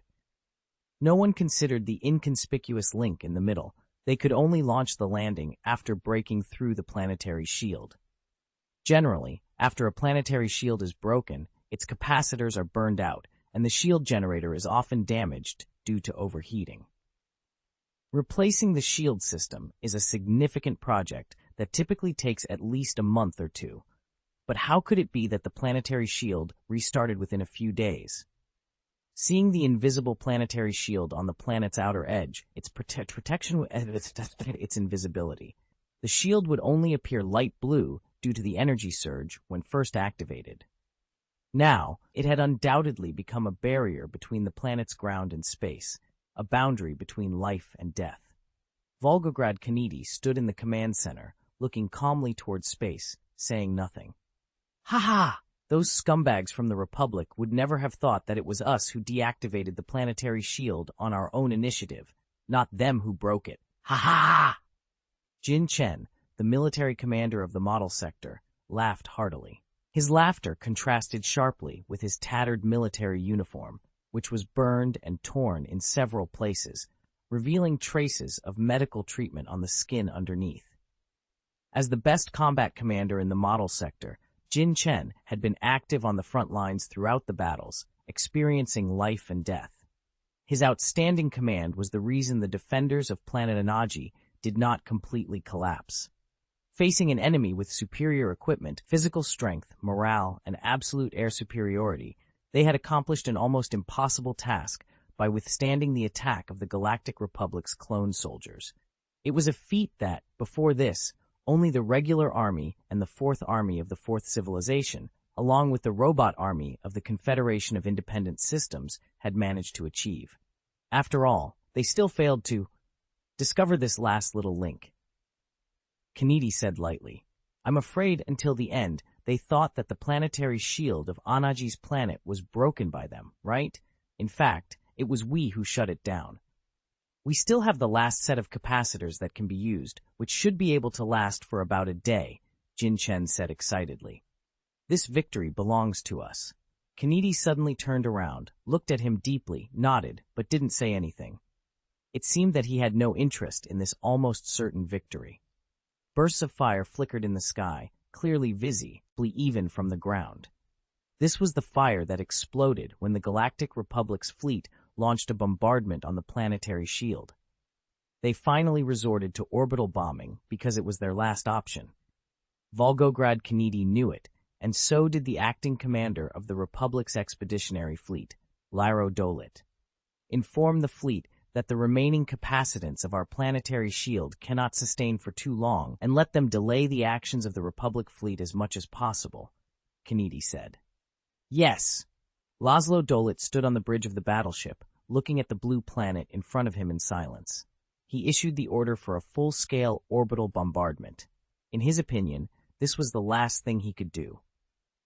The sudden rise of the planetary shield was actually only related to the success of his final choice. It had long been irrelevant to the entire battle situation. Yes, he had failed too many times, and it didn't seem so difficult to accept another failure this time. He looked at the ripples of light blue energy that the planetary shield emitted under the orbital bombardment, and the expression on his face was already numb. Until the end, I still couldn't save even a little bit of my reputation. As a soldier, this is the shame among shames. With a powerful fleet with an absolute advantage, it couldn't even break through the opponent's first line of defense. What an irony. And the planetary shield being turned on again, no matter what the reason, meant the failure of his last attempt. The commander of Dawn Principality didn't even intend to give him the last chance. Sir, the radar reacted. It's a separatist fleet. The radar soldier came over and reported loudly. They have come around from the other side of the planet. Number 30. The arrival of their fleet means that the second activation of the planetary shield is not safe in their minds. Send half of the warships to stop the attack, and the other warships keep bombing. Laszlo Dolit shouted loudly. On the other side of the planet, about 30 battleships from the Principality of Dawn launched an assault. Each of these battleships was riddled with scars, and even the disaster-class battlecruisers, which had always been protected, only had 4 left. Other catastrophe-level ones were either destroyed or their particle lance launch arrays were overloaded and overheated, rendering them unusable. Of course, the battleships on the Galactic Republic side were not much better. There were only 2 Knight-class Star Destroyers left, and not a single old Invincible-class battlecruiser remained. The other Jaeger-class battlecruisers were in such bad shape that you couldn't even find a ship with all 8 main guns intact. It was as if in this extremely cruel arena, 2 opponents who were bruised and almost dead were fighting with their last strength. The only thing they could still burn was their own lives. The fleet of the Dawn Principality launched a desperate attack. They had persisted for too long. From the beginning, they could rely on their more advanced and powerful warships to launch some counterattacks. Later, they could only wander around and fight guerrilla warfare. As their strength continued to weaken, they could only harass the Republic's transport fleet. In fact, space combat does not have as many influencing factors as ground combat. Maybe on the ground, you also need to consider many circumstances such as time, physical fitness, terrain, equipment, and weather. In space, many times the comparison is very straightforward. Bigger is stronger, more is stronger. A famous general like Severance Tan, who can perform brilliantly on the space battlefield, is unique in the entire galaxy. At this moment, the fleet commanders on both sides do not have the ability to single-handedly reverse the entire battle situation like Severance Tan. The competition between them also involves exchanges in quantity and size. Faced with the overwhelming force of more than 300 capital ships of the Galactic Republic Expeditionary Force, the DAW, and Principality fleet, which had held out until now, was already overwhelmed, but even so, they still launched a desperate attack, burning their own lives in the process. The 2 battered fleets collided, closing the fighting distance and even leaning together to engage in point-blank shooting. Those severely damaged warships had either damaged fire control radars, destroyed turrets, or problems with their power systems. In short, they could no longer support a conventional ultra-long-range artillery battle.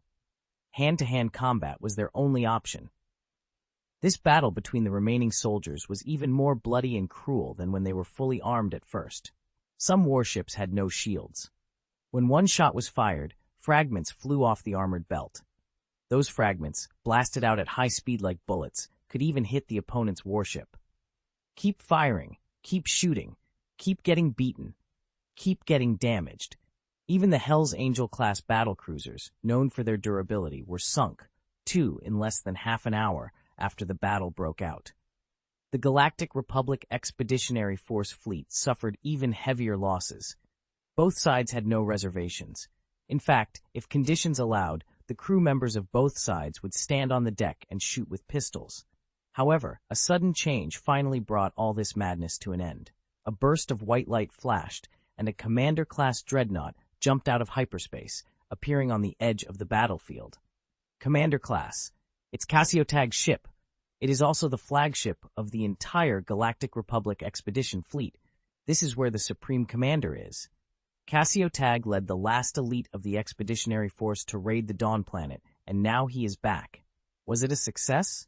This question only flashed through the minds of all the Republic soldiers, and then a more terrifying idea began to appear in their minds. Why?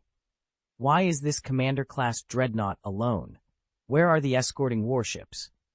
Old battleships like the Commander-class are no longer suitable for the needs of modern fleet warfare. They were selected because of their large size, which allowed them to install more powerful communication systems and accommodate more staff teams. Of course, the huge space also allowed Tag to make his ship magnificent. Therefore, it is simply impossible for this Commander-class dreadnought to go into battle alone. So where are the escort warships? If there are no escort warships, does that mean... Soon, a picture flashed on the public channel, and the appearance of a figure dispelled all doubts of naval officers and soldiers at all levels of the Republic. It also brought deeper despair. Tag, fleet commander. However, at this moment, he was no longer as high-spirited as before. Now, he was beaten until his nose was bruised, his face was swollen, and his body was bruised. He was being held down by 2 Marines of the Principality of Dawn. The commander-in-chief was captured, so the fate of the last elite fleet that went to raid the Dawn planet was self-evident. At this time, another person walked into the picture. It was the leader of Bloody Dawn, Dryden Voss. The scars on his face made him look extremely ferocious. Voss walked over, grabbed Tag's chin, shook him hard, and then slapped him again, waking up the dazed prisoner. "We're here, General Tag," Dryden Voss said. With a grim smile, Dryden Voss leaned in closer. "Tell your colleagues something," he said. Tag struggled to raise his head and open his eyes. When he finally saw Laszlo Dorrit clearly on the other side of the screen, he suddenly thrashed violently and shouted, blow me, blast Anaji's planet to pieces." Dryden Voss's face turned cold. He stepped forward and kicked Tag hard in the stomach, then punched him several times in the head and face, leaving Tag's face a bloody mess.